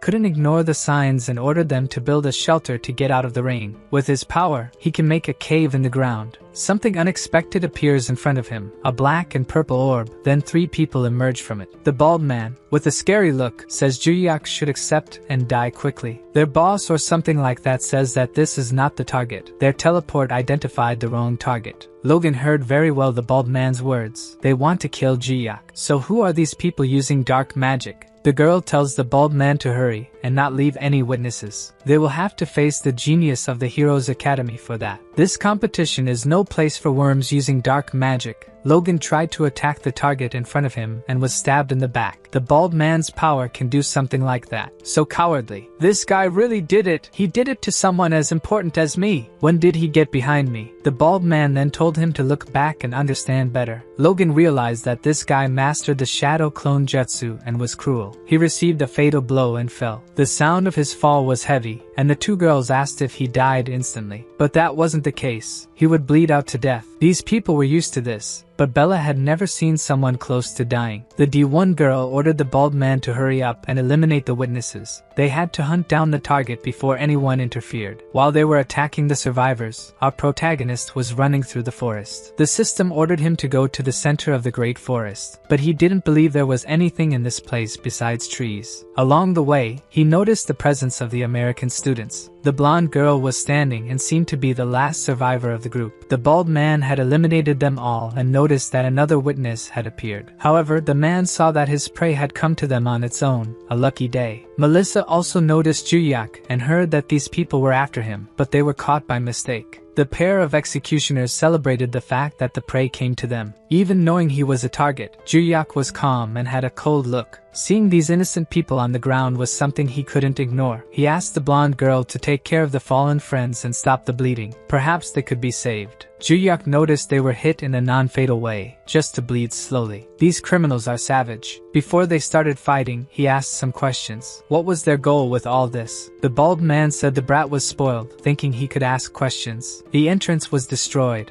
All observation drones were destroyed. No teacher would arrive in time to save them. The bald man estimated it would take at least an hour to get through the destroyed gate. This was to scare the boy, but Juhyeok thought the forest was huge and the rain incessant. What if he didn't find his goal after solving this problem? What would the bald man think of a boy saying he would solve this and then do something else? The bald man attacked in 2 directions to eliminate the target. It would be impossible for anyone to dodge both attacks. But the impossible happened. He hit the ground. Where was that boy? Juhyeok called out. This way, and then said they were in big trouble now. The blow was so strong that the bald man flew meters until he hit a tree. The 2 criminals didn't have time to process the information. They were hit from behind and immediately lost consciousness, falling like sacks of potatoes to the ground next to the bald man. Juhyeok ordered the blonde girl to use her healing magic on her friend's wounds. If she couldn't handle it alone, she could run west until she found the Valhalla students who would help. The rain hid her tears, but she was determined to heal her friends as quickly as possible. The bald man woke up quickly and saw his partners beside him. When he looked ahead, his target was staring at him. He had another chance to complete the mission and flee with the sacks of potatoes. Juhyeok, on the other hand, said that before killing, he needed the bald man to explain one thing. Who ordered his head? Despite being a criminal, the bald man asked what kind of assassin he would be if he revealed the client's identity. Juhyeok was impatient. Usually, guys spill the beans when they know they have no chance of survival. The bald man blacked out for a few seconds but now regained his senses. He would take it seriously and finish off this boy now. His clone was behind Juhyeok, ready to deliver the fatal blow. Even without vision,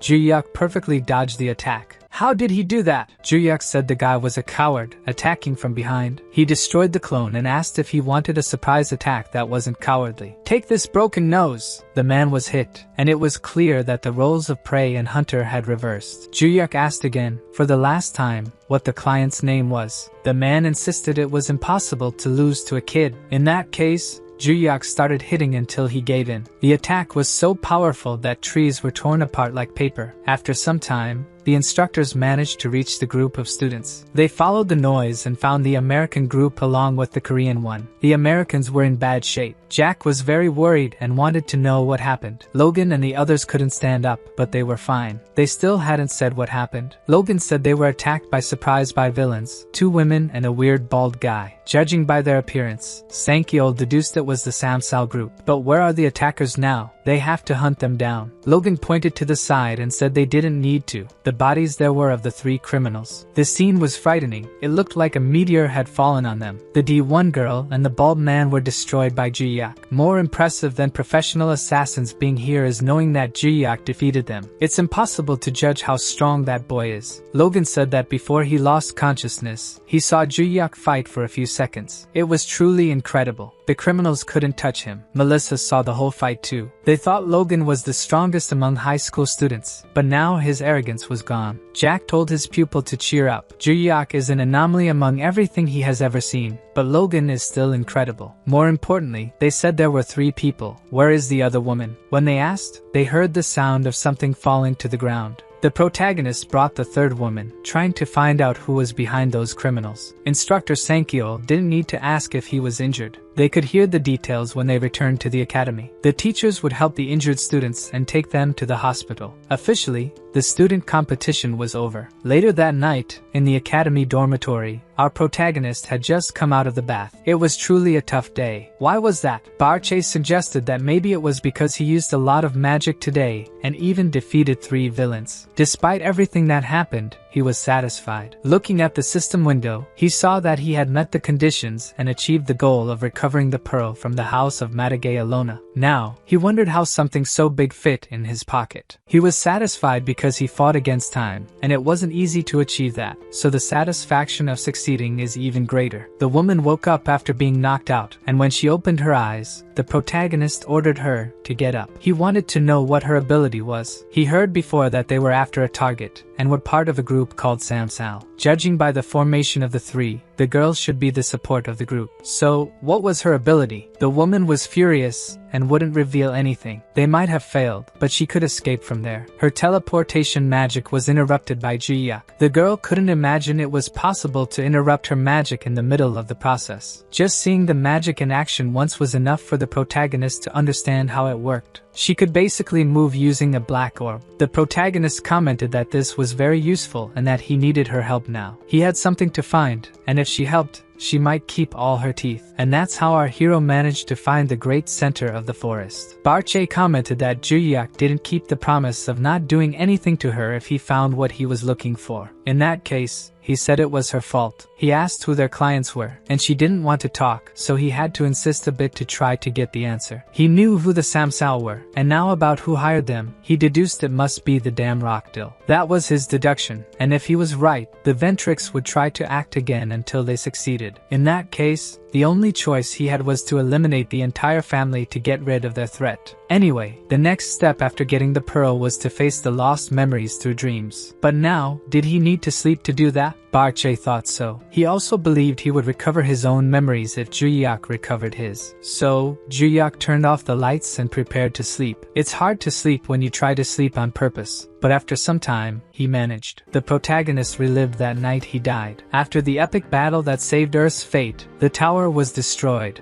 and the debris killed him. It's unknown what he remembers because this is what is told in the stories. But something happened that no one knows. Moments before his death, time stopped, and someone froze that moment. Someone mysterious, appearing only as a shadow, came and said to Juhyeok, "I will take good care of your name, and the names you protected in this world." And that was all that happened. The creature disappeared, and time resumed. Thus ended the great legendary hero. After this crazy dream, he woke up wondering if that was a dream or reality. Were those really his lost memories? Is that how it happened? The protagonist wanted to know if Barche remembered anything too. Judging by his reaction, it seemed so. Barche said that before he was a tiger. Thinking about it, Juhyeok asked if it was really like that. Was he an animal in his past life? According to Barche, he wasn't that cute. Juhyeok asked if Barche saw that guy too and then questioned what his name was before. Barche didn't remember. He only had memories of being a tiger. Now, Juhyeok didn't know if he was crazy from being hit in the head so much or if this was true. Anyway, he looked at the system again to find out more. The new information was about a secret room in Valhalla. The system wanted him to go to this place and watch the truth. Juhyeok didn't know if this was the last mission or not, so he decided that after today's training, he would ask the teacher about this place. Later, during physical training, Choi Aram was by his side. As always, the muscular guy was also lifting weights. The big surprise for him was a new person there, Makima, who came for the first time and had the courage to ask why the big guy was in this place. Is this girl an idiot? Where else should a mountain of muscles be? Sehyuk asked why Makima was there. This question hit her sore spot. She confessed she was there for the same reason as Sehyuk, out of envy for Juhyeok, and came to train like him. The big guy corrected the girl. He was there not because of Juhyeok, but because he frequented that place long before him. But he understood how the girl felt. She was there because she lost to Choi Aram too, not just Juhyeok who surpassed her. In the fight between the girls, Makima was the favorite and believed she was the second strongest, but Aram was more resilient and had even stronger attack power. She managed to cut Makima's attacks without hesitation. Makima tried to use her most powerful attack, but Aram surpassed her with technique. Before Aram delivered the final blow, she proved to be stronger in every aspect. It was a complete victory. Makima realized that Aram became stronger due to training with Juhyeok. Seeing Aram work so hard in weightlifting, she knew Juhyeok's influence was clear. Makima wanted to learn how to train, and even though Sehyuk was an expert in this, he thought it was better for her to ask Juhyeok for advice. Asking another noble for help was simple, but pride prevented Makima from asking Juhyeok for help. After all, he was poor. Despite her pride, she knew it was the right thing to do. Makima was ready to ask for help, but Juhyeok called her a little bird again. Once again, "He's calling me that." She accepted and decided to continue. She said he was training Choi Aram and wanted to ask for help with that too. Unfortunately, the teacher interrupted the moment to ask for Juhyeok's attention. Someone was waiting for him. When he finished training, he could go meet her. The person said it would be the last time they would see each other for a long time. Juhyeok had no idea who it was and decided to go immediately. Once again, Makima couldn't say anything and was interrupted. This time, the shame was killing her. However, the protagonist surprised her. He told the talkative girl that if she wanted to train, she could ask Choi Aram about her routine and follow it. If she worked hard, he might train her too. Choi Aram agreed to help the talkative girl. The senior instructor didn't reveal who the person was, keeping the suspense. He wanted to know who it was before reaching the room. The instructor just said that if Juhyeok thought hard, it could only be one person. Juhyeok had a guess. When they reached the room, he confirmed. It was Rokdo Ventric, and he looked terrible. Juhyeok wasn't excited at all to see or talk to Rokdo. On the other hand, Rokdo couldn't wait any longer. Despite his arrogance, he knelt and begged for forgiveness. Rokdo threw himself on the ground begging, and his pet girl was beside him as always. He kept saying, "Please forgive me." Juhyeok didn't know the reason, so he asked the instructor if he knew why Rokdo was there. Senkyeol expected Juhyeok to know. It was Rokdo who hired the 3 assassins from before. Hearing this, Rokdo's body froze. The instructor also reminded him that the first time they tried to ambush Juhyeok, it was Rokdo who orchestrated everything and then got away. Now, he committed the same crime again. In the press, this was being reported everywhere, but Juhyeok questioned if it mattered. He believed the Ventric family would cover everything up and pamper Rokdo. Senkyeol surprised everyone with the news that the Ventric family had expelled Rokdo. That was why he was there,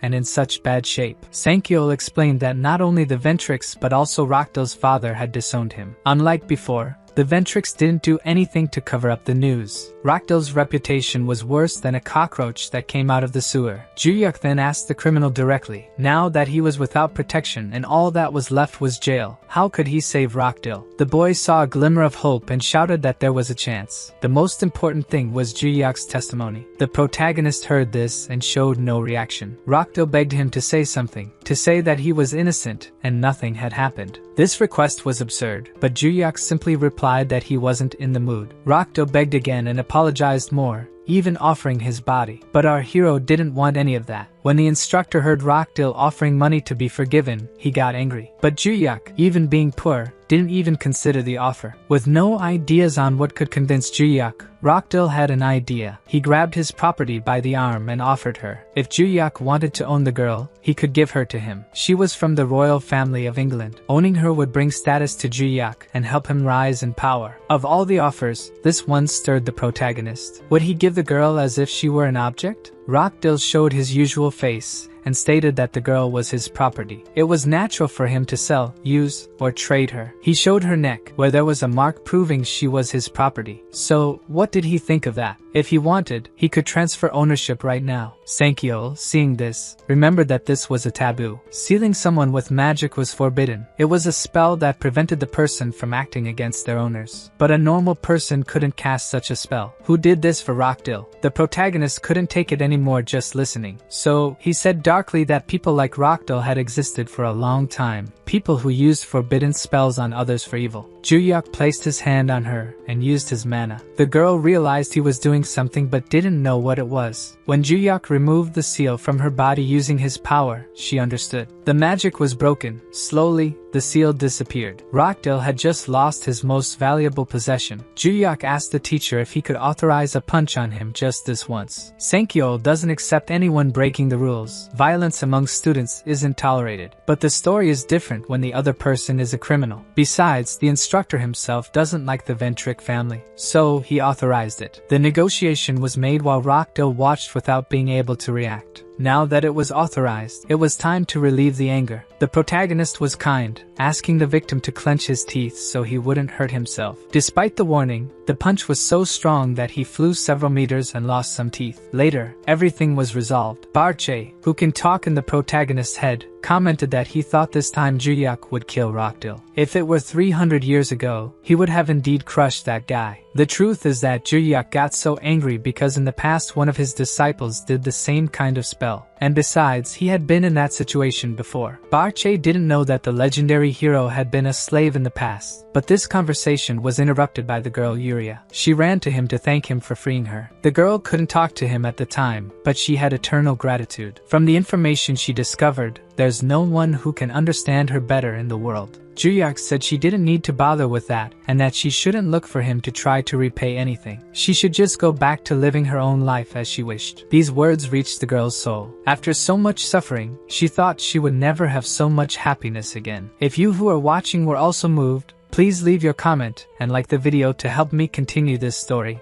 The next day, the protagonist met with Professor Lilia to obtain some information. She responded that the Great Palace of Valhalla is located in China and more specifically, It is a labyrinth owned by the White Lotus Association in China. He even questions if it is the same White Lotus that participated in the competition. When she confirms it is, he becomes thoughtful about it. Invading a labyrinth that doesn't belong to him is a crime, and it would be much more troublesome to do so. And after all, why do labyrinths have to have owners nowadays? He also remembers that, in the past, animals would mysteriously invade dungeons. Perhaps he could do the same, or even destroy everything in his path. Although it might be quicker to do something like that, he prefers not to cause trouble and turmoil for people. He wants to extract some information from the professor. Is there any way to access this dungeon? She explains that the dungeon is open to students of the White Lotus Academy. As soon as she finished her sentence, she covered her mouth, as if she did not want to have said what she just did. Then she charges her student, saying he cannot just stay there, gathering information without giving anything in return. So for that, she asks to give more information. She wants 3 things in exchange. After that, she shares more details. Our protagonist then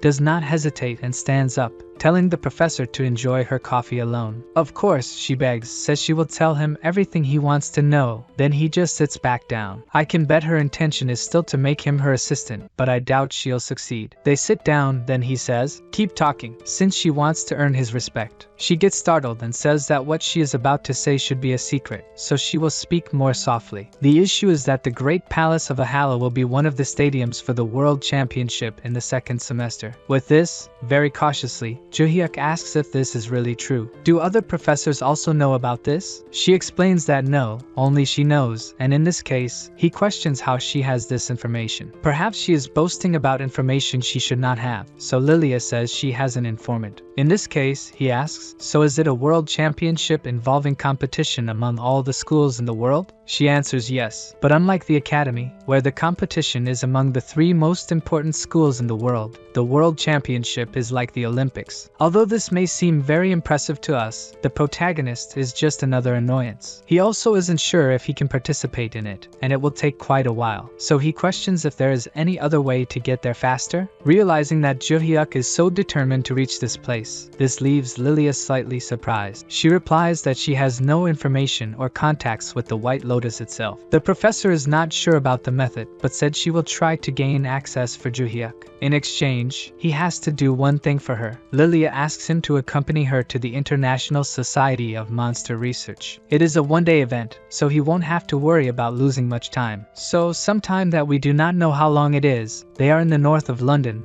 in Tottenham, where the International Society for Monster Research is located. When he arrived at the event door, he was already furious, having spent so many hours traveling just for this. That talk of just one day was also a lie. She ignores his words and responds that they are here on the weekend. She might even extend his day off at the academy to Monday. Most importantly of all, Juhyeok asks why they are really here. Then, to answer that question, she puts him in a test room to attack a monster. It seems that people evaluate the boy's performance.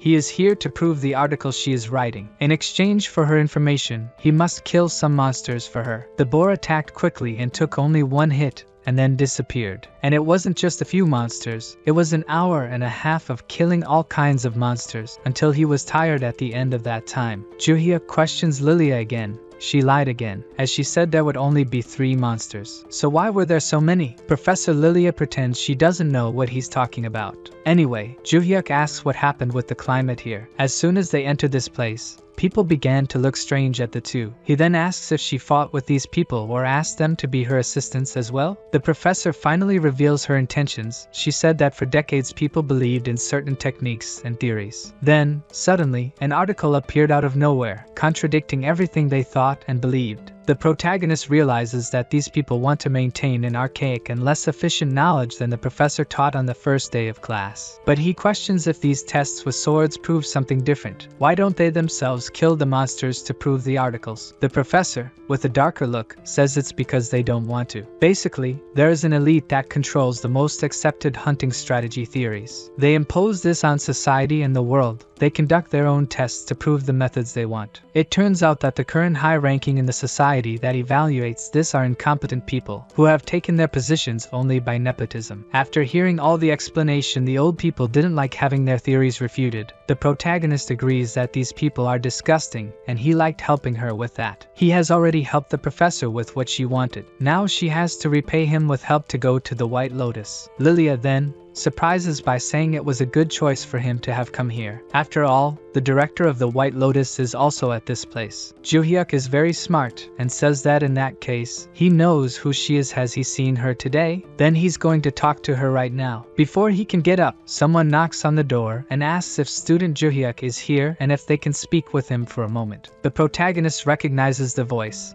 It is familiar, and he says yes and can come in now. The room is immediately illuminated with such beauty. The person before them is the director of the White Lotus Academy and definitely one of the most beautiful women in this story. Not only that, she politely says it's a pleasure to meet him. Her name is Seo-yeon. Our protagonist reciprocates the courtesy and says his name as well and asks what can he help her with. The woman says that, in fact, she's here to ask for a favor, if he could handle a person for her. Professor Lilia says that, since the conversation seems to be getting serious, then she'll leave him alone. Then she exits the room. Juhyeok asks her what he needs to do. She explains how her Seo family was the first to be founded after the era of chaos. Thanks to that, they managed to build the White Lotus Academy and educate strong warriors. However, there was a genius in the family who at 13 could defeat adults. This person stepped on his brothers and members of the Seolang clan family. Even the family head was run over by this person. In the end, this person concluded that there was nothing more to be learned in the world outside and locked himself in the family Seol's training room at the White Lotus Palace. Juhyeok asks if she wants him to run over this arrogant person. Seo-yeon says yes. However, Juhyeok questions that there must be several strong people out there for her to ask this task. He even points to her and says that her magical power is far from weak. The girl acknowledges that our protagonist has good eyes. She says she even used magic to hide it, but there are two reasons that make things complicated. The first is that the person fights using only their physical strength. The second is that the person is the same age as Juhyeok. After watching the competition, she knows he is physically strong, so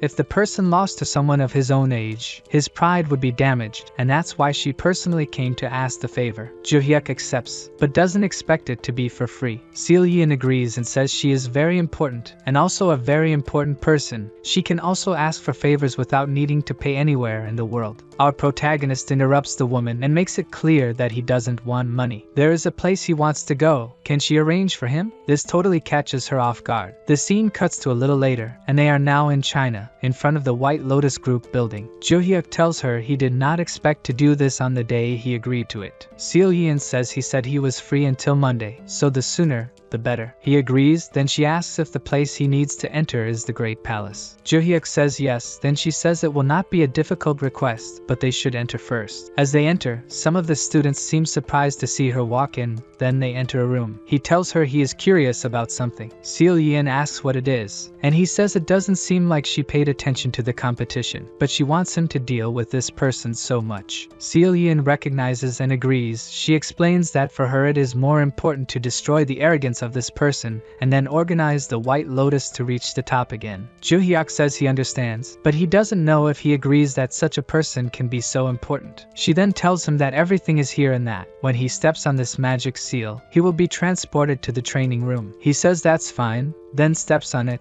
and asks Seo-yeon what the person's name is. The woman says the person's name is Yan-lang. Upon arriving there we see the person so special. It's an arrogant girl. She says if he was sent by the family to make her leave it won't work, so he should go away. Juhyeok asks if she is always so rude to people she just met. He punches her with much form, but she easily catches his fist. This surprises him. Then she hits him back with a palm imbued with aura. She calls him an idiot, asking if he will continue to underestimate his opponent, then mocks him for his punch. He tells her they should introduce themselves. However, she is surprised to see that he is not injured. He grabbed her wrist to block the attack. Juhyeok now attacks the girl again. She puts her arm up to block the hit. This attack definitely causes her pain, forcing Yan-lang to retreat from him. Now things are different. The arrogant girl wants to know the name of this handsome man. He tells her he is a 17-year-old high school student who underestimated his opponent. The girl now decides to keep her distance and look for a counterattack, but he doesn't give her the chance to keep her distance, then prepares another punch, hitting her directly in the stomach. This also excites him. For the first time, someone has exceeded his expectations. She staggered back with the blow to reduce the impact. Juhyeok recognizes that she isn't bad. Not even his students from 300 years ago had this level of mobility. Yan-lang starts to think seriously about this. There wasn't supposed to be someone her age at the same level as her. She starts to smile with excitement. Since he is so strong, it means she can go all out. Juhyeok is glad that her pride remains intact. This gives him a chance to continue this fight as well. We see that they are being watched on a screen. It is Seol-yeon who is watching. Her secretary calls her and says he knows it's presumptuous, but wonders if Juhyeok will be okay. The man says he doesn't believe a student from another school could do anything against someone from the White Lotus. He says he is currently being pressured by her. Is this a waste of time? The next words from the man really seem rude to me, because he says that even the mist lost to Yenlang. But to keep his head safe, he says that this was due to the fight being without magic power, only with physical strength, and only in this way the master could lose. Despite not liking this fact, she acknowledges that she lost to the girl, but even if she used magic, she doesn't believe she would win. The man didn't expect these words and doesn't accept it. However, the woman explains that at the time the difference in magic power between her and Yenlang was minimal, and this was several years ago. Seol-yeon believes the girl must have become even stronger physically and mentally than before, so she already has more chances of winning, not even with magic. Not enough this reality shock. The man also questions that Juhyeok will die if she continues to face Yenlang. Despite the man's concern, the woman remains unconcerned. She says that boy is not normal. Something in him is strange, and his feats in Valhalla prove it. We return to the battlefield. The manaless ninja girl attacks our protagonist. She likes very different nails. Her cutting blow is fast, but Juhyeok dodges. However, Yenlang quickly follows with a knee attack. She feels she hit and thinks she got him now, but soon the pain grows and she screams while clutching her knee. Yenlang questions if he has a steel head, and he doesn't deny anything. The girl is sure she hit. He decided to test if his forehead or her knee was harder. Is this guy crazy? The girl starts to get annoyed with her opponent. Even her strongest attacks are not having an effect. She internally says that this hurts her pride, but the physical strength of this guy is greater than hers. Then she questions why he is fighting without using magic. The protagonist simply says that's because Yenlang prefers it that way. Upon hearing this, she gets furious. She tells him to use everything he has, because she will do the same. Now it will be a dispute with the maximum power from both sides. Juhyeok realizes that the girl started to accumulate magic, so she also knows how to fight this way. He questions if she is angry, and his slight smile makes the girl even more furious. In this case, our legendary hero says he will destroy her pride now. Yenlang, feeling his mana, loses her posture and starts to question if he is really from high school. She is sure that this boy is the craziest guy she has ever met, so in this case she won't need to hold back anymore. Yenlang advances at high speed. Her fist is radiating magical energy and was going directly to his forehead. Juhyeok didn't move until she started to feel his skin. The girl convinced she hit him now, but he dodged matrix mode and left the girl surprised. Juhyeok says he had a lot of fun until now, but it's time to fulfill his part of the deal, and hits the girl hard enough to lift her off the ground. The rest of the breath left in her lungs was to say, "You monster!" Then another girl was defeated with these fists of equality. The protagonist was satisfied with the sensation in his fist, but in the room where they are watching the fight, the two people are stunned. They just saw the impossible. Juhyeok, after defeating the girl, brought her gently and entered to Seol-yeon. He brought the girl after defeating her as agreed. Seol-yeon didn't know what to say even after a few minutes after watching the fight. Then she asks if Juhyeok is injured, maybe a broken skull or fractured fist, but he didn't even get a scratch. The woman insists and wants to know how difficult the fight was. He says that this fight was well balanced. One time he hit, another time Yenlang got hit. Then in the end he admits he was a bit disappointed. The way he let her fall shows how disappointed he is. The girl wakes up with the fall and wonders where she is. Was she hit by a meteor? Yenlang is startled to realize that after years the girl was taken out of the training room where she had been in seclusion for years. I am surprised that the girl is angry when she sees Seol-yeon. The older woman, on the other hand, says it's been a long time and that they haven't seen each other. But something more important than that, she says she has to honor her agreements, so it's time for payment. She repeats again what the protagonist wants as a reward: access to the Great Palace. He confirms once more, then she says she can let him enter now. Juhyeok doesn't hesitate in anything he does. The protagonist agrees, and they immediately proceed. Yenlang has just been run over and was left aside in the room. The assistant does not know how to handle this situation and asks if he wants to take care of the injuries. The girl says she wants to know the name of the guy who defeated her. He hasn't said it until now. He replies that his name is Juhyeok. After hearing his name,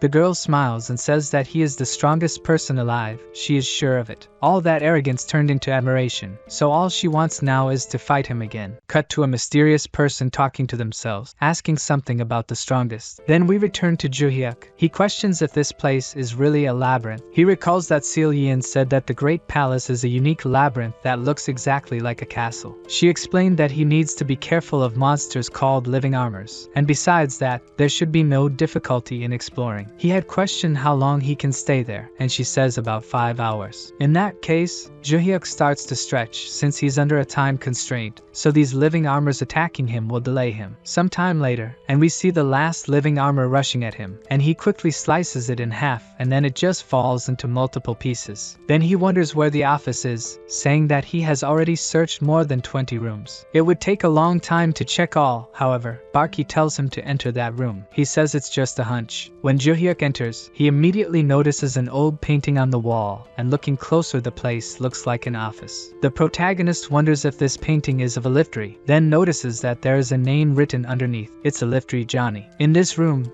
there are various items, but his goal here is to find some secret passage. Juhyeok decides that searching isn't working and won't use more refined methods. He begins to punch everything in front of him and break the furniture. After destroying some things, he finds a trapdoor on the floor. Without thinking much about it, he decides to open it and enter. When he goes down the stairs, the system announces that the conditions have been met. Alafori Johnny's secret room has been found. And something surprises the protagonist, as he finds a woman sitting at an old table. This chair suggests that she has been waiting for a visit. Juhyeok questions who she is and what place this is. The mysterious person greets him and says he should sit down first. She introduces herself as a guide. Juhyeok is surprised. He has never seen anyone with that name. The girl says that's just her function, not her name. She also mentions that her name was taken. This reminds our protagonist of his dream, that mysterious being that said something about taking his name. Because of this, Juhyeok questions if she also had her name stolen by someone, and when the girl confirms, he asks for an explanation. After all, this makes no sense. The girl then says names hold power. All creatures build their lives around their name. All actions and achievements influence their name in the world. The name represents the power and influence of people, and then that thing steals those names and absorbs the power they have. If that makes any sense, Juhyeok questions what happens to those who have their names stolen. Her answer surprises him. She says he already knows people like that. Those who have their names stolen become a constellation. The protagonist questions if all who have their names stolen really become a constellation. The girl confirms that yes and adds that everyone except for one reincarnation, which is his case. Juhyeok is cautious about this person. After all, how she knows about this. Realizing his distrust, the girl questions if he still doubts her. She explains that the reincarnated receive a system window. This leaves Juhyeok with other doubts. So does this girl also have a system window? The protagonist decides to ask directly what she knows about who promised to take the name from the Tower of Doom. She tells him the name is the Lord of the Labyrinth, he who sent the Tower of Destruction to Earth before to make a name gain power. This explanation does not make sense to Juhyeok and much less to us. However, when Juhyeok questions that a Lord of the Labyrinth would only have the power to send a tower to a labyrinth that he controls, before she answers, his eyes are filled with astonishment. The mysterious girl says he must have realized the world they live in and is called planet Earth is a labyrinth. Of course, Juhyeok doesn't accept this and the girl responds that it's his choice to believe or not, but he can't ignore the facts. Accepting this assumption, Juhyeok questions the purpose of this person sending a tower of destruction was to make a name for himself. The girl confirms. At that time the towers brought great chaos to the earth. Only the most powerful warriors managed to survive and made fame and power to become constellations. Juhyeok died after defeating the Barche and making the tower be destroyed, but he is sure that his disciples became constellations, as they all also made their name. Juhyeok was here in search of answers, but now everything has become annoying. In the end, it's all a game for an omnipotent labyrinth lord. The girl then says it's not quite like that. The fact of him reincarnating is a variable for the Lord of the Labyrinth. Contrary to what Juhyeok believed, who reincarnated him and gave them the system window is not the Lord of the Labyrinth. Another omnipotent being makes Juhyeok more annoyed. So who is this person? She says she also doesn't know, but she believes that this person must have a purpose related to Juhyeok. She decides not to waste more time and with a spell, She makes a shimmering ring appear and immediately hands it to the protagonist. Despite wanting to talk more after finally finding someone, she says she doesn't have much time. What he needs to know is that this will be the chance for the counterattack. Juhyeok asks the same question you must be thinking of making too. Why doesn't she have time if they are here and now? The girl responds that the Lord of the Labyrinth is hunting her. It is dangerous to stay longer, or he will find them. She then says that in the future they will meet again, snaps her fingers, and in the blink of an eye, Juhyeok appears back at the entrance of the labyrinth of the Great Palace. After so much annoying information, the mood of our reincarnated hero is not good. That damn tower was sent by someone who steals the names of heroes. So the culprit who prevented him from living a good life is alive to this day somewhere. This damn Lord of the Labyrinth has to pay. He examines the ring and is sure that it is not revealing his location. After thinking about everything he regained from his past life, those storage stones contain a lot of magical energy from that time. He has not yet absorbed them all, so this will be his next goal. Despite people in this era being much weaker than 300 years ago, he needs to become even more powerful than he was before. Meanwhile, we are shown an island in the North Pacific. That same man watches the news about the famous group of assassins being arrested after being run over by a Valhalla student. Furious with the failure of the people he hired, he breaks the iPad screen just by squeezing it, and then throws it on the ground in frustration. This person is the leader of the believers of the Dragon King Hannibal. He has been keeping an eye on Kim Juhyeok after hearing the words of the constellation. It was great when the Ventric family asked to eliminate him, but even these people failed. The man made all this scene in front of another person. This is George, some important person of the underworld. He says he understands the anger of his friend, as he also lost one of his important men to this guy. George was responsible for Desira, the first who tried to destroy Juhyeok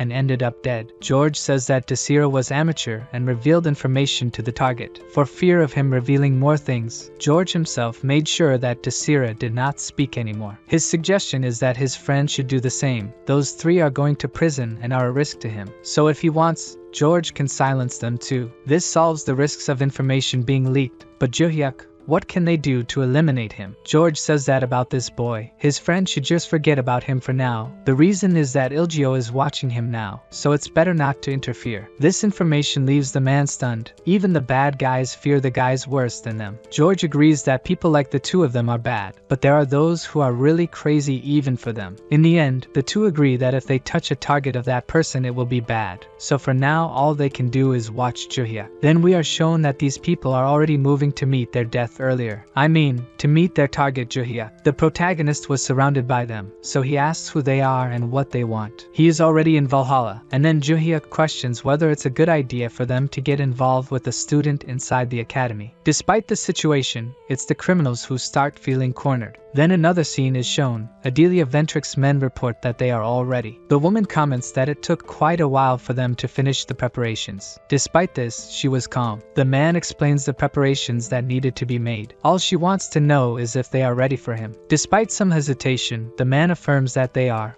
also explaining about a certain transformation of the sanctuary. Finally, Adelia orders the butler to be in the contact group, and then he must lead the elimination group. The man accepts the orders, but for a moment he questions why his mistress is so cautious against a mere student. Despite her calm demeanor, she makes it clear that she does not tolerate insubordination, but her anger is only so that they understand this. Once they grasp her intention, the woman calms down. The most mysterious of all is that Adelia is following the wills of her constellation, so their intention is to invoke the Ventric family's constellation. Things still seem confusing, folks, so wait to better understand her intention. The soldiers, after surrounding Juhyeok, begin the stage of creating a distortion in space to prevent him from escaping or anyone interfering. Our protagonist realizes that a subspace has been created around this area, but he is not frightened. He praises the men's strategy, as drawing the attention of the academy would be terrible for them. Moreover, he was curious about who is responsible for this idea. Juhyeok even comments that he has a hunch. His bet is on the Ventric family. Despite being experienced, the man reacts with surprise and questions how Juhyeok knows this. Our protagonist simply deduced the two enemies he made so far, only the Ventric do not use dark magic. Since they were discovered, the butler says they no longer need to hide and should call the elimination team now. When the subspace magic is undone, hundreds of armed people appear around Juhyeok. Their intention is quite simple, to eliminate the target. However, even in the situation of the greatest possible disadvantage, Juhyeok is not shaken. He even jokes about all of them. How can so many people be needed to handle a mere student? They make it clear that orders are orders, so since he has no choice, the MC decides that he will have to act according to the circumstances. All the men prepare to attack together. With just one body movement, Juhyeok pushes all the people on his right backward. Only one person was able to make dozens fall backward. The butler using his fencing tries to hit Juhyeok and fails. The protagonist decides to draw his sword too and comments that it's disappointing that these people only know how to swing a sword. The other men try to hit him by attacking from behind, and even with a surprise attack, Juhyeok dodges. He easily manages to dodge and defeat everyone effortlessly. The butler's expression darkens when he decides to attack again. It was his turn to try to hit the enemy from behind, but he also failed. He leads the group and is not able to hit the target. For sure, this is not the strength of a high school student. Despite the intention of these people to take his life, the protagonist does not use lethal weapons. He uses the hilt of his sword and shows how painful it can be to be struck in this way. When his blow hits, it seems like the man's soul leaves his body. Before he faints or maybe even dies, he can only think that he shouldn't have ignored his leader's concern and should have prepared more. After the defeat of the leader of the soldiers, Juhyeok is happy to realize that the one responsible for this finally appeared. Adelia personally came to see the target. She looks at her fallen soldiers and includes her butler. She always made sure to recruit people stronger than average. This boy defeating all of them like this is frightening. Adelia draws her sword and says Juhyeok should be proud. Seeing the sacred relic of the Ventric family is an honor that common people could never receive. The MC laughs and says that a simple dagger like that is nothing. Moreover, seeing that this family prides itself on using so many people to attack a student is pitiful. Tired of being insulted, Adelia attacks with her incredible dagger that she is so proud of. But before she reaches her target, the mana stones her soldiers were using start to resonate and glow very brightly in a yellow tone. No one knew what was happening, not even Adelia, so everyone was astonished. However, our protagonist was calm and with his hands in his pockets. His confidence reminds me of Satoru Gojo. Adelia's dagger glows in the same color as the stones, and then she feels something very strange. The entire environment lost its color, and only the mana stones glow.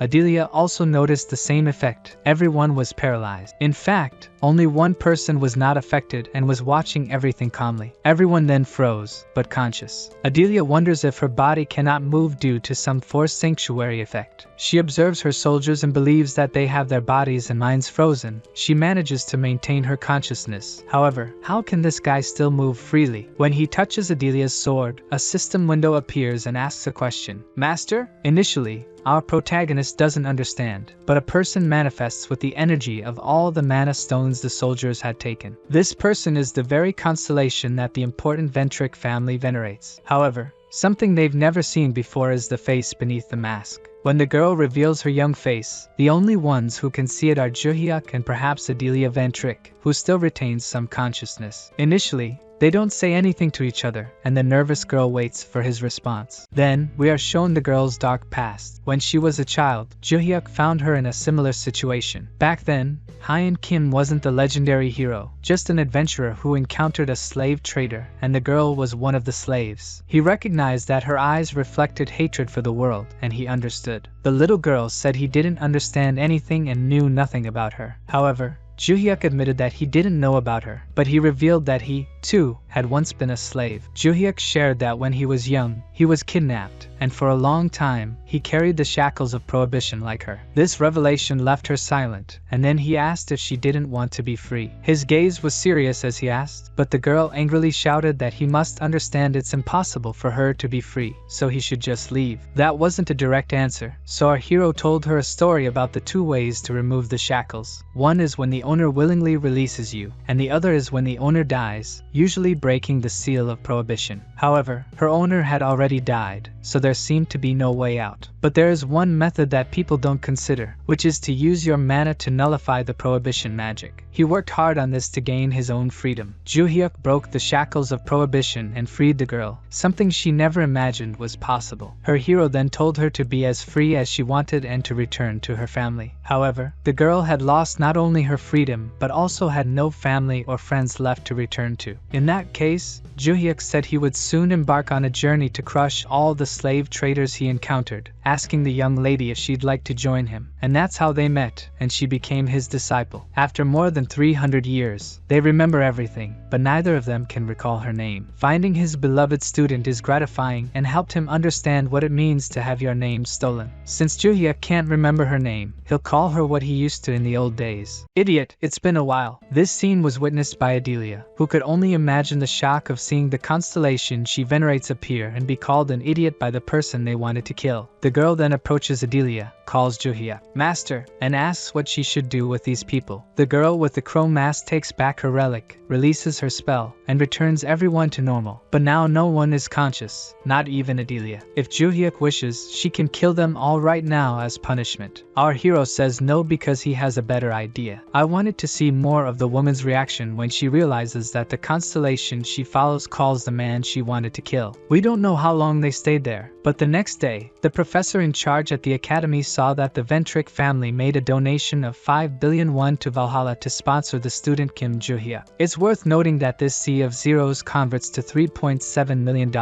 which is still a fortune. So much money that the professor starts to go a bit mad. Instructor Sankyo went to see his colleague's reaction upon discovering this as well. He recalls that the first time Rockdale was accused of ordering Desira to eliminate the protagonist, the Ventric family donated a lot of money to hush up the matter, and Juhyeok refused. That's why he believes the protagonist will refuse again. To confirm their theory, the student Juhyeok is called to a meeting, and to the professor's surprise, the protagonist says he accepts the money. With the professor's surprise, he asks what reason to refuse $3 million as a gift. The professor then says that now Juhyeok is a VIP student and will have to move to the premium dormitory. The protagonist admits that he has no complaints about his normal dorm, so they can discuss this later. Finally, the professor wonders what the difference is this time compared to when they tried to donate to quash the rumors about Rockdale before. Our legendary hero, while walking through the school, recalls his conversation with his idiot crow mask disciple. The girl suggested eliminating everyone who tried to harm Juhyeok. However, he wanted to take better advantage of the situation. Juhyeok awakened Adelia and explained to the woman that their constellation had authorized Juhyeok to do whatever he wanted with the Ventric family. What does she think about that? Before Adelia could say anything, the constellation stated that she originally created the Ventric family to serve the master. So Adelia asks if the phrase passed down through generations, all for one, was about this. The furious constellation says yes. This idiot finally realized. The woman has just discovered that this person is the master of her master. Now that it's clear, our protagonist approaches and asks Adelia what he should do with them now. Even though Juhyeok doesn't like this family because of their arrogance, he acknowledges that their power and prestige are real in society. Because of this, he has some tasks for Adelia to carry out. It's true that since Adelia became the leader of the Ventric family, they were in decline but rose to the top. Therefore, Juhyeok orders her to continue guiding the Ventric family and starts supporting his objectives from now on. She must do this without questioning his reasons. To remind her of what's at stake, Juhyeok points to the Lady Constellation and says that if she steps out of line, everyone will be paying a visit to the other world. The protagonist's disciple says she'd rather kill them all right now, and if he changes his mind, she can do it right now. In that case, she says she'd like to stay longer, but her time is running out. Manifesting her body in this world consumes a lot of energy, and the dozens of mana stones they brought are already running out. Juhyeok asks if all constellations have these restrictions. The girl doesn't care and can't stay any longer. She removes her mask and says that being able to see her master's reincarnation in person is priceless. Juhyeok understands what she meant and orders his beloved disciple to go rest. She puts her mask back on and says that before she leaves, he needs to know something. Besides her, it seems that another constellation has also become a constellation. He will see her soon. After this last message, The idiot girl with the crow mask returns to another dimension. That was all he discovered that day, but it doesn't make things much easier. Juhyeok still doesn't know who the constellation he'll meet soon is. He also wonders if all his students have also become constellations. The protagonist then returned to the classroom for the first time since coming back from China. When he sat down, Makima kept staring at him intensely. Meanwhile, Juhyeok continued his internal dialogue with Barche. The constellation Barche said he remembered that the Lord of the Labyrinth gave him the name Barche and the power to control the Tower of the End. He explains that the name and power he received influenced his actions, and the current Barche acknowledges that he wasn't acting of his own free will at that time. After a long conversation throughout the day, still while walking to his dormitory, Juhyeok's mind wouldn't stop thinking and trying to understand the mysteries of the Lord of the Labyrinth. It's very frustrating to be a pawn in the hands of a mysterious creature. Knowing that they can oppose the Lord of the Labyrinth when he talked to the guide made him less irritated. The next day, Juhyeok met the guide again. He didn't expect their reunion to happen so quickly because of the urgency the woman had to leave earlier. Moreover, he was sure he was in the academy's cafeteria. How does this woman do that? The woman asked what the shiny thing he was holding was. Juhyeok was furious and wanted to throw it at her head. Because of her, his food disappeared. She apologized for interrupting the man during the most important time of the day. More importantly, she wanted to know if the ring was still safe with him. Juhyeok showed that it was, and the woman said that was good because they were going to start using it right away. Even though she said that, to the protagonist, it didn't seem like it would be of any use in combat. The woman said he should just use it and try to cross some labyrinth. Juhyeok then said that natural labyrinths no longer appear in this era and that the existing ones have owners. The woman clarified that these weren't the labyrinths. The Lord of the Labyrinth would create new ones here on Earth, and these new ones were their target. It would be something like the calamity that happened before. Hearing that brought back bad memories for Juhyeok. In the past, he became the legendary hero while fighting against the calamity. At that time,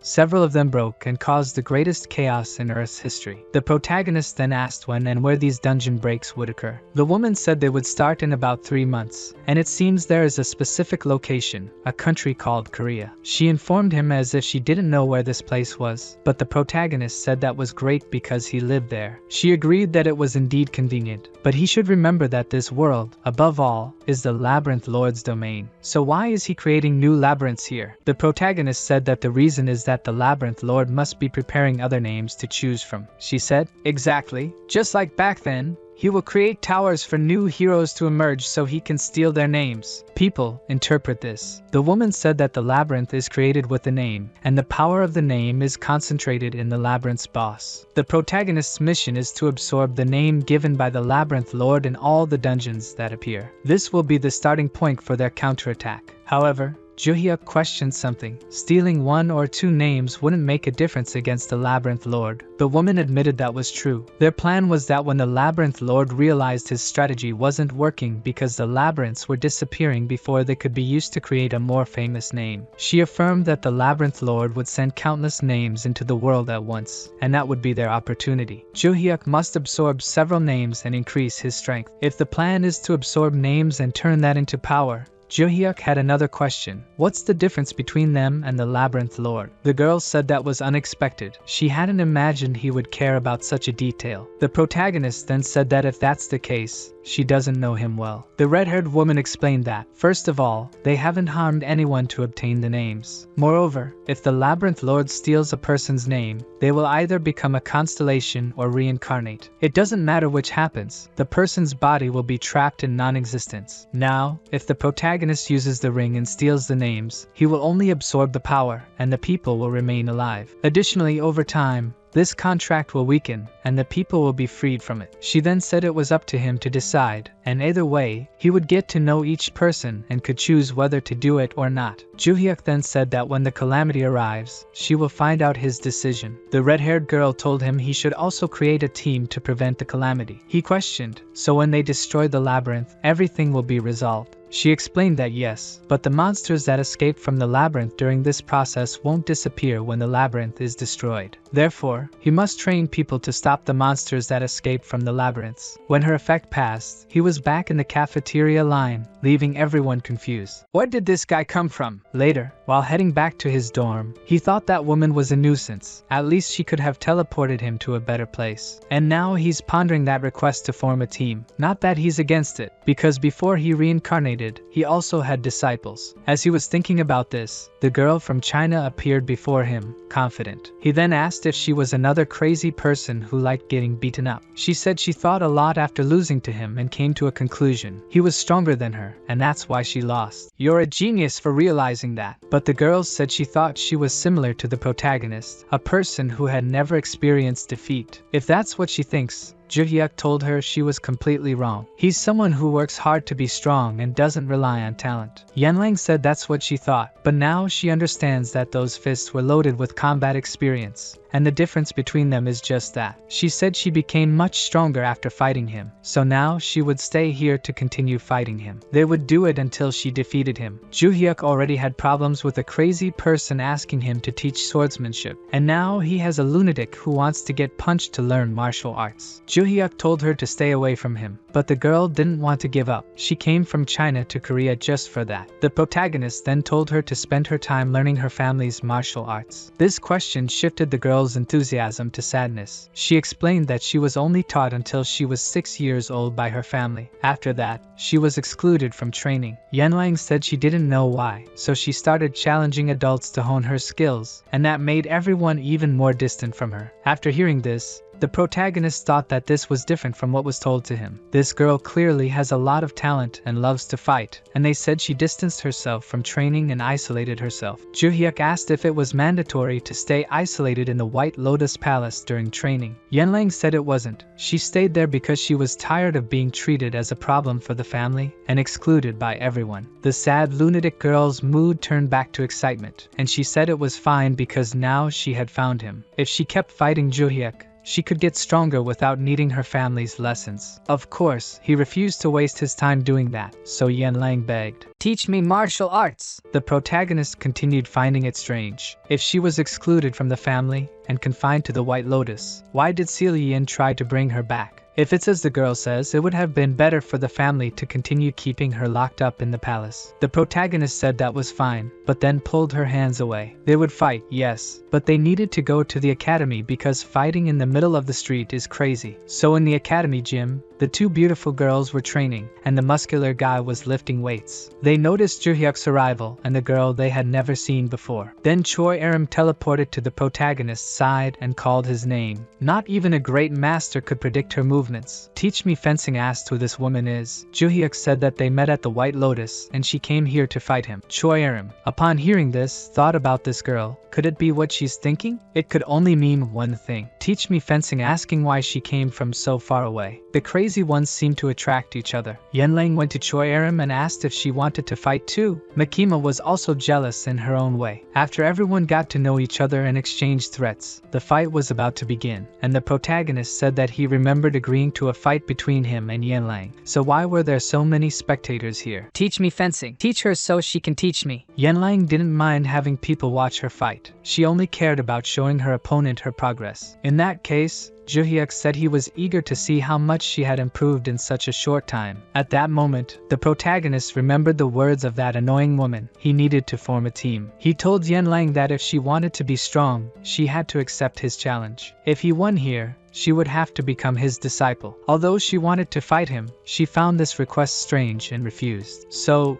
our protagonist said they would talk with their fists from here on. The lunatic who has muscles for brains said she agreed with that. She charged and made an attack using her elbow. The protagonist acknowledged that she was stronger than before. Having her strength recognized made the girl even more excited, and she said that this time he wouldn't block her attack. Her mana aura was so strong that the other girls watching could barely stay close to the arena. The muscular guy said that her mana concentration was higher than Juhyeok's during the competition. Yanlang then attacked, using her mana to make her most powerful strike. She told herself that he had proven to be the strongest, so it shouldn't be a problem for her to use all her strength in this attack. To the girl's surprise, Juhyeok was in the same combat pose as her. He suggested facing her with the same attack technique. The two, with joy on their faces, collided their fists, and the energy from the attack sparked, creating an incredible gust of wind. Yanlang, using all her strength, recognized that she was being pushed back by him. But that shouldn't be possible, considering she had more mana than him at that moment. He's even stronger than before. The protagonist said that now it was his turn to attack, and he would use this move against her only once. If she blocked it, the victory would be hers. He prepared a kick and aimed directly at the girl's defense. Although she defended against the kick, it wasn't possible to lessen the impact. Yanlang was defeated with just one blow. With that, the protagonist said he had gained another disciple. After sleeping for a while, she woke up and asked what happened. She then felt pain in her stomach and said she must have lost. The protagonist said he thought she would sleep until tomorrow, so she woke up rather quickly. The girl asked if that was a compliment or an insult. He then told her to stop questioning her master. The girl said she thought of suggesting a fight without using mana, but it seemed the result wouldn't be different. She acknowledged the protagonist's strength and said she was proud to be his disciple. Yanlang then asked if she was officially his first disciple now, but our legendary hero replied that wasn't the case. Besides, why is a high school student already taking on disciples? Choi Arim then told the girl with the cat tooth that he was telling the truth. She was the master's first student. Meow. How the protagonist was going to explain that she also wasn't the first. Better to let that go. Yanlang was furious about the meow Choi Arim was saying. Was she trying to provoke her? Teach me fencing. Said yes. Was she angry? Yanlang said her name was not that and to stop giving her nicknames. Choi Arim insisted that meow was cute. Juhyeok watched the girl's argument, deep in thought. He found this nostalgic, as many years ago, this often happened with his former students. This scene is quite pleasant, so he kept watching the two bond for a while. Even after 300 years, it continues to be enjoyable. After much conversation, he called for Meow, and even though she was criticizing Arim for giving her nicknames, how could the girl resist when it was her master? Juhyeok told Meow to respect Choi Arim because she was her senpai. Besides, Arim should help the younger ones like a good senpai. Arim was very happy to be recognized by her master. Yanlang couldn't hide her jealousy, or maybe it was because she wasn't the first in something else. The protagonist ordered the end of the jokes since they had done enough for today, and everyone should rest. In that case, Yanlang asked where she would sleep. The protagonist questioned if she hadn't already resolved that when she came. The truth is, she didn't think much about these things. Yanlang told Seolien that she would come to Korea to fight and got on a plane without thinking about anything else. Juhyeok began to wonder if he had gained a disciple or a daughter to raise now. In that case, he said that the academy had decided to give him a new room, and Yanlang would get that room. This made Arim jealous again, so she made a few more jokes with her new friend. After some more time watching the girls become better friends, he left. Despite not training much today, he felt more tired than usual. Thinking about his students, he was sure that Choi Arim and Meow would be his students. Soyeon Makema was training her physique and was far from receiving sword lessons. Sehyuk had no interest and was just training on his own. His doubt was whether these two would be enough to help with the disaster in 3 months. While he was pondering, the phone rang with a call from Adelia. He answered, asking what matters she had to discuss with him. The woman was now completely different from before. Even over the phone, she felt fear of her new master. Adelia's call was to confirm that she had done everything he asked and to take the opportunity to inform him. Our protagonist then advised her to recruit contractors to fight because in 3 months, a disaster would occur. Although this was very important information,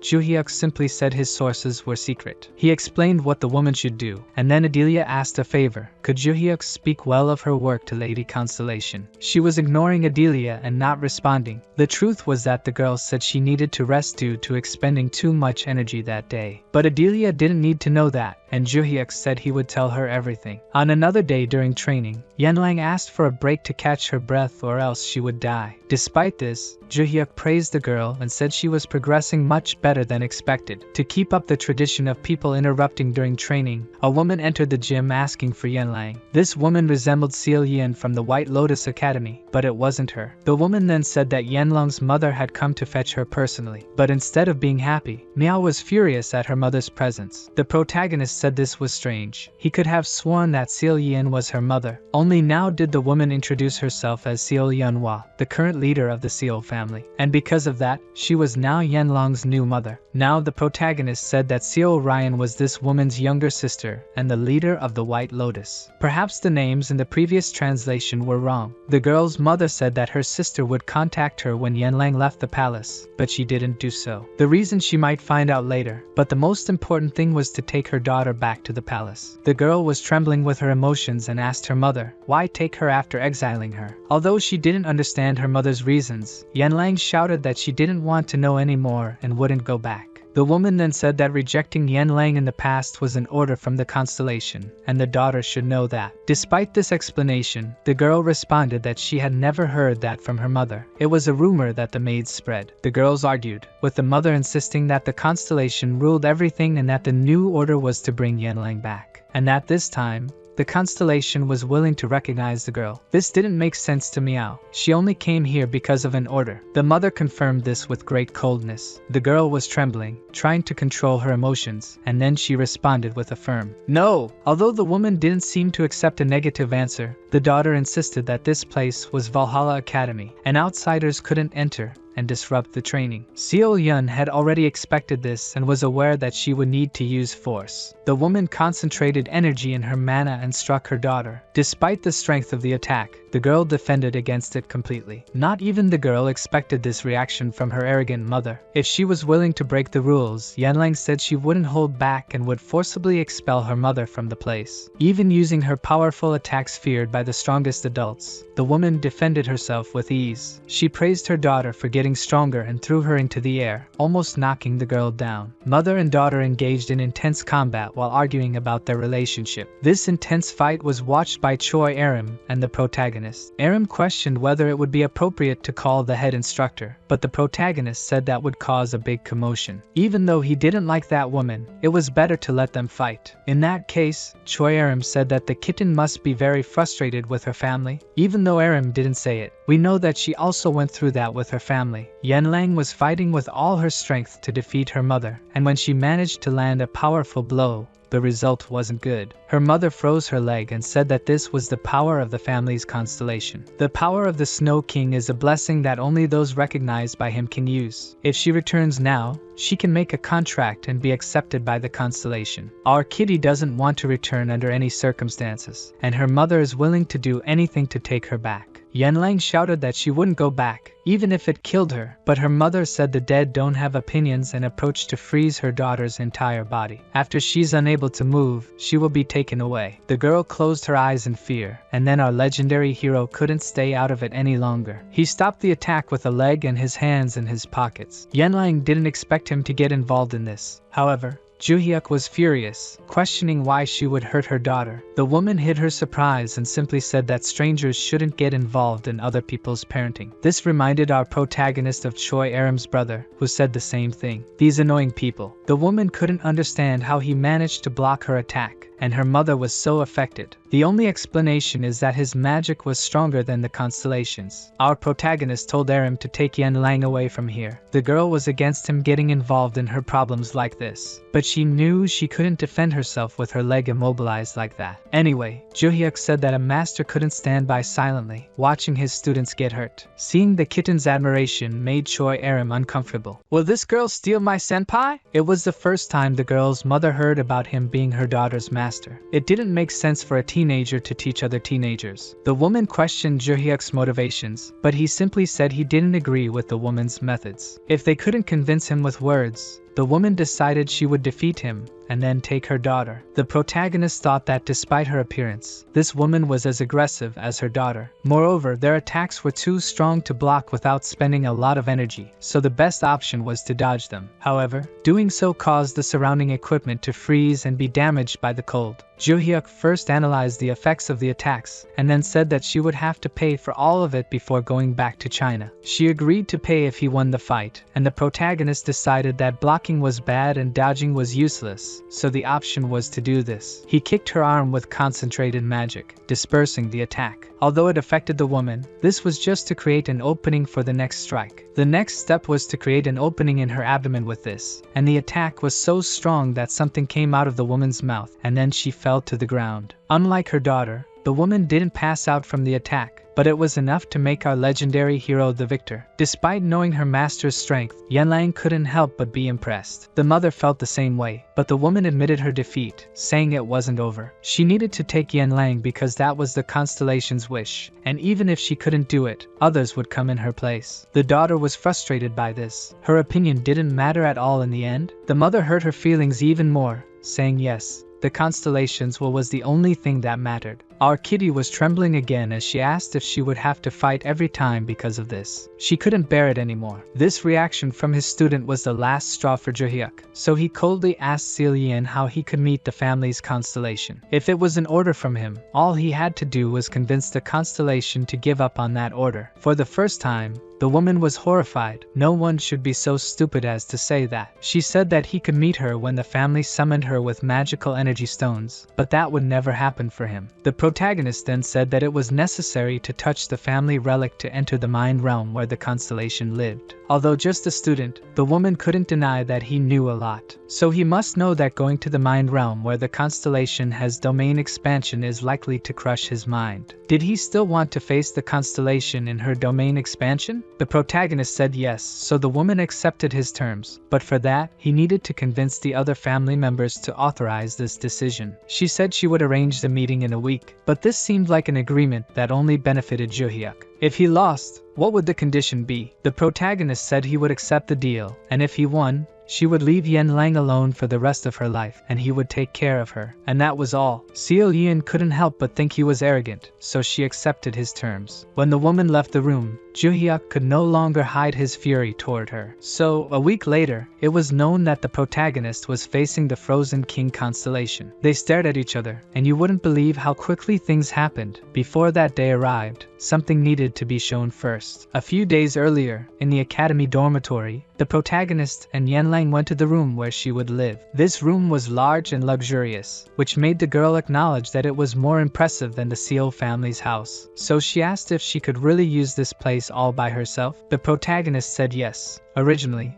this room was for him to use, so he could give it to her. This made the girl blush even more for a while. Yanlang then asked why he was doing so much for her. He asked if the training was too painful. Would she give up? This was just to change the subject, so he soon asked about the family's constellation. The kitty told him everything she knew about the Frozen King, which wasn't much because she had spent many years isolated from the family. All she knew was that the constellation didn't interfere in the family's affairs. She heard that some members didn't even know the constellation existed. That's why it was strange for him to order her to be taken. Yanlang asked again if he was doing all this for her just because she was now his disciple. Juhyeok said it wasn't just that. He really felt disgusted by the arrogance of people who used their status to pressure others. So that's why he got involved. Did it make her uncomfortable? Of course, she vehemently denied that she didn't mind. In fact, she had never received so much attention in her life. That's why she wanted to thank him. The protagonist questioned if there was any reason for the constellation to want Yanlang, but even she didn't know the reason. In that case, all he could do was accept things and confront the Frozen King. His student should rest now and leave everything to him. He would need her as a guide when they went to China. When he left the girl alone,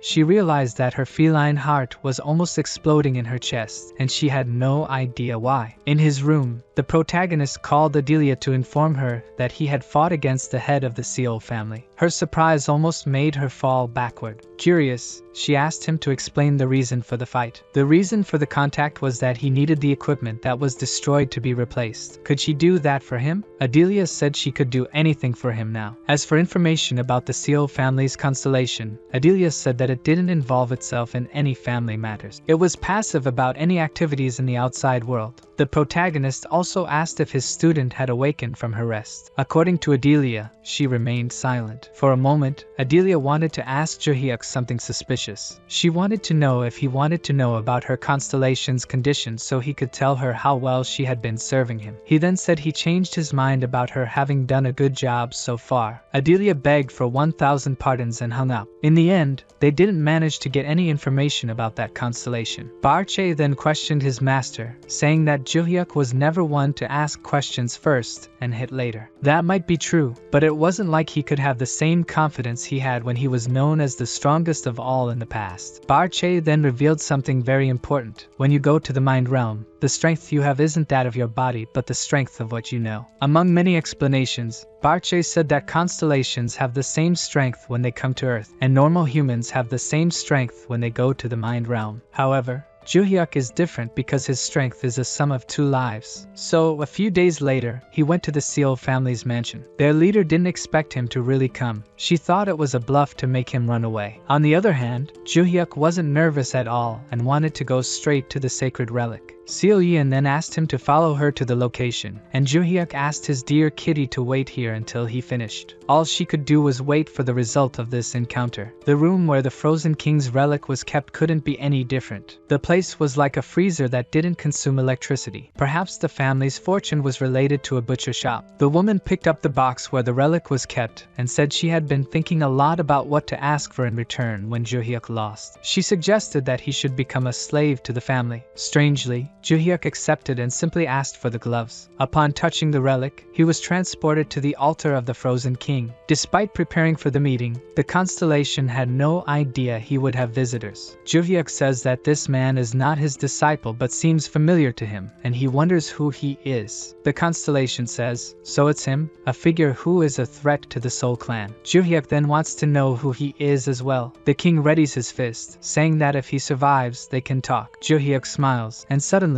gigantic ice stalactites fly straight at him. They fall to the ground, and the king sees that Juhyeok is completely indifferent to the attack. He comments that this is impressive, and that Juhyeok used magic to jump further. The king introduces himself as the King of the North, as his real name has been lost over time. The king explains that he has been known by various names over the years and is now called the Chaotic Ice Demon. He says this while creating ice pillars around Juhyeok to block any possible escape. The king prepares for another attack and punches Juhyeok as the ice flies towards him. Juhyeok says this will be troublesome and then draws his sword. The sword is familiar to the king, but Juhyeok breaks it and sends the ice back. The Ice King remarks that using his own ice is ridiculous since the ice and snow there are under his control. Juhyeok advances and tries to attack but is blocked with the palm of the hand and asks if the previous attack was to obscure his vision. The Ice King says it was a good idea but lacked power. Juhyeok asks if that's really it, and the king starts to tremble. Juhyeok then punches him in the stomach, releasing mana and sending the constellation flying away, right into its throne. The protagonist asks if it's satisfying to have a real fight. The Ice King grumbles and says that now he understands the magical attack and the sword, and asks if Juhyeok is the martial god. The protagonist confirms that it's a nickname given by his disciples. The constellation begins to chime and says it doesn't know him well, but it saw his power 300 years ago. We see a memory of him being attacked by many monsters. He managed to handle some but not enough and was determined to take as many as possible with him before dying. Then, the martial god arrived and cut through the entire army with one blow, leaving him in awe. The magical power felt is the same, even though the appearance has changed. He is clearly the same. Juhyeok asks if the constellation is not going to attack him, and he steps forward. The Ice King says he wanted to fight him at least once to see how far he would go. In the waiting area, Yenlang is a bit worried and sees her family members, all looking at her with disdain. She looks away, saying that this is why she didn't want to return to the family but came due to Juhyeok's request to be his guide. She starts to think, and some of her relatives come in, being introduced to her sisters Iron and Fanseol. Yenlang asks if they came to fight, but they say they came to see her, and Iron says that if it were to fight, they couldn't win against her. Yenlang says that if it's just to see her, they can stay with the rest of the family. But Iron says there were some misunderstandings and wants to apologize personally. This makes me out curious. She asks what she means by that, and Iron explains that after the fight with Yenlang, she never had a chance to talk to her and wanted to do so now, even if it's late. She apologizes for letting her sister be excluded from the family. Yenlang asks if Iron came all the way here just to say that and accuses her of being afraid of her. But Iron replies that it might seem rushed, but they had no choice since every attempt to see her was blocked by their mother. Moreover, keeping Yenlang out of training was her order. Yenlang is surprised, thinking they were left out because of jealousy. However, Iron says that while there was a bit of jealousy, it was more related to pride, as the family has someone as strong as Yenlang. Their mother prohibited dissuaded Yanlang from training with him. She said Yanlang would fight to become the next head of the family, and all the elders would choose her. After that, despite their feelings, they worked with their mother to keep her out of the family. Iron and Finn have no interest in being the head, or rather, they should say they shouldn't have any interest. This leaves Meow confused. She asks what this means. So the outcome of this conversation and the battle between a constellation and our protagonist will be in the next video. Please help by liking this video if you enjoyed it. A hug from behind, and I'll see you later. Don't forget to subscribe to the channel.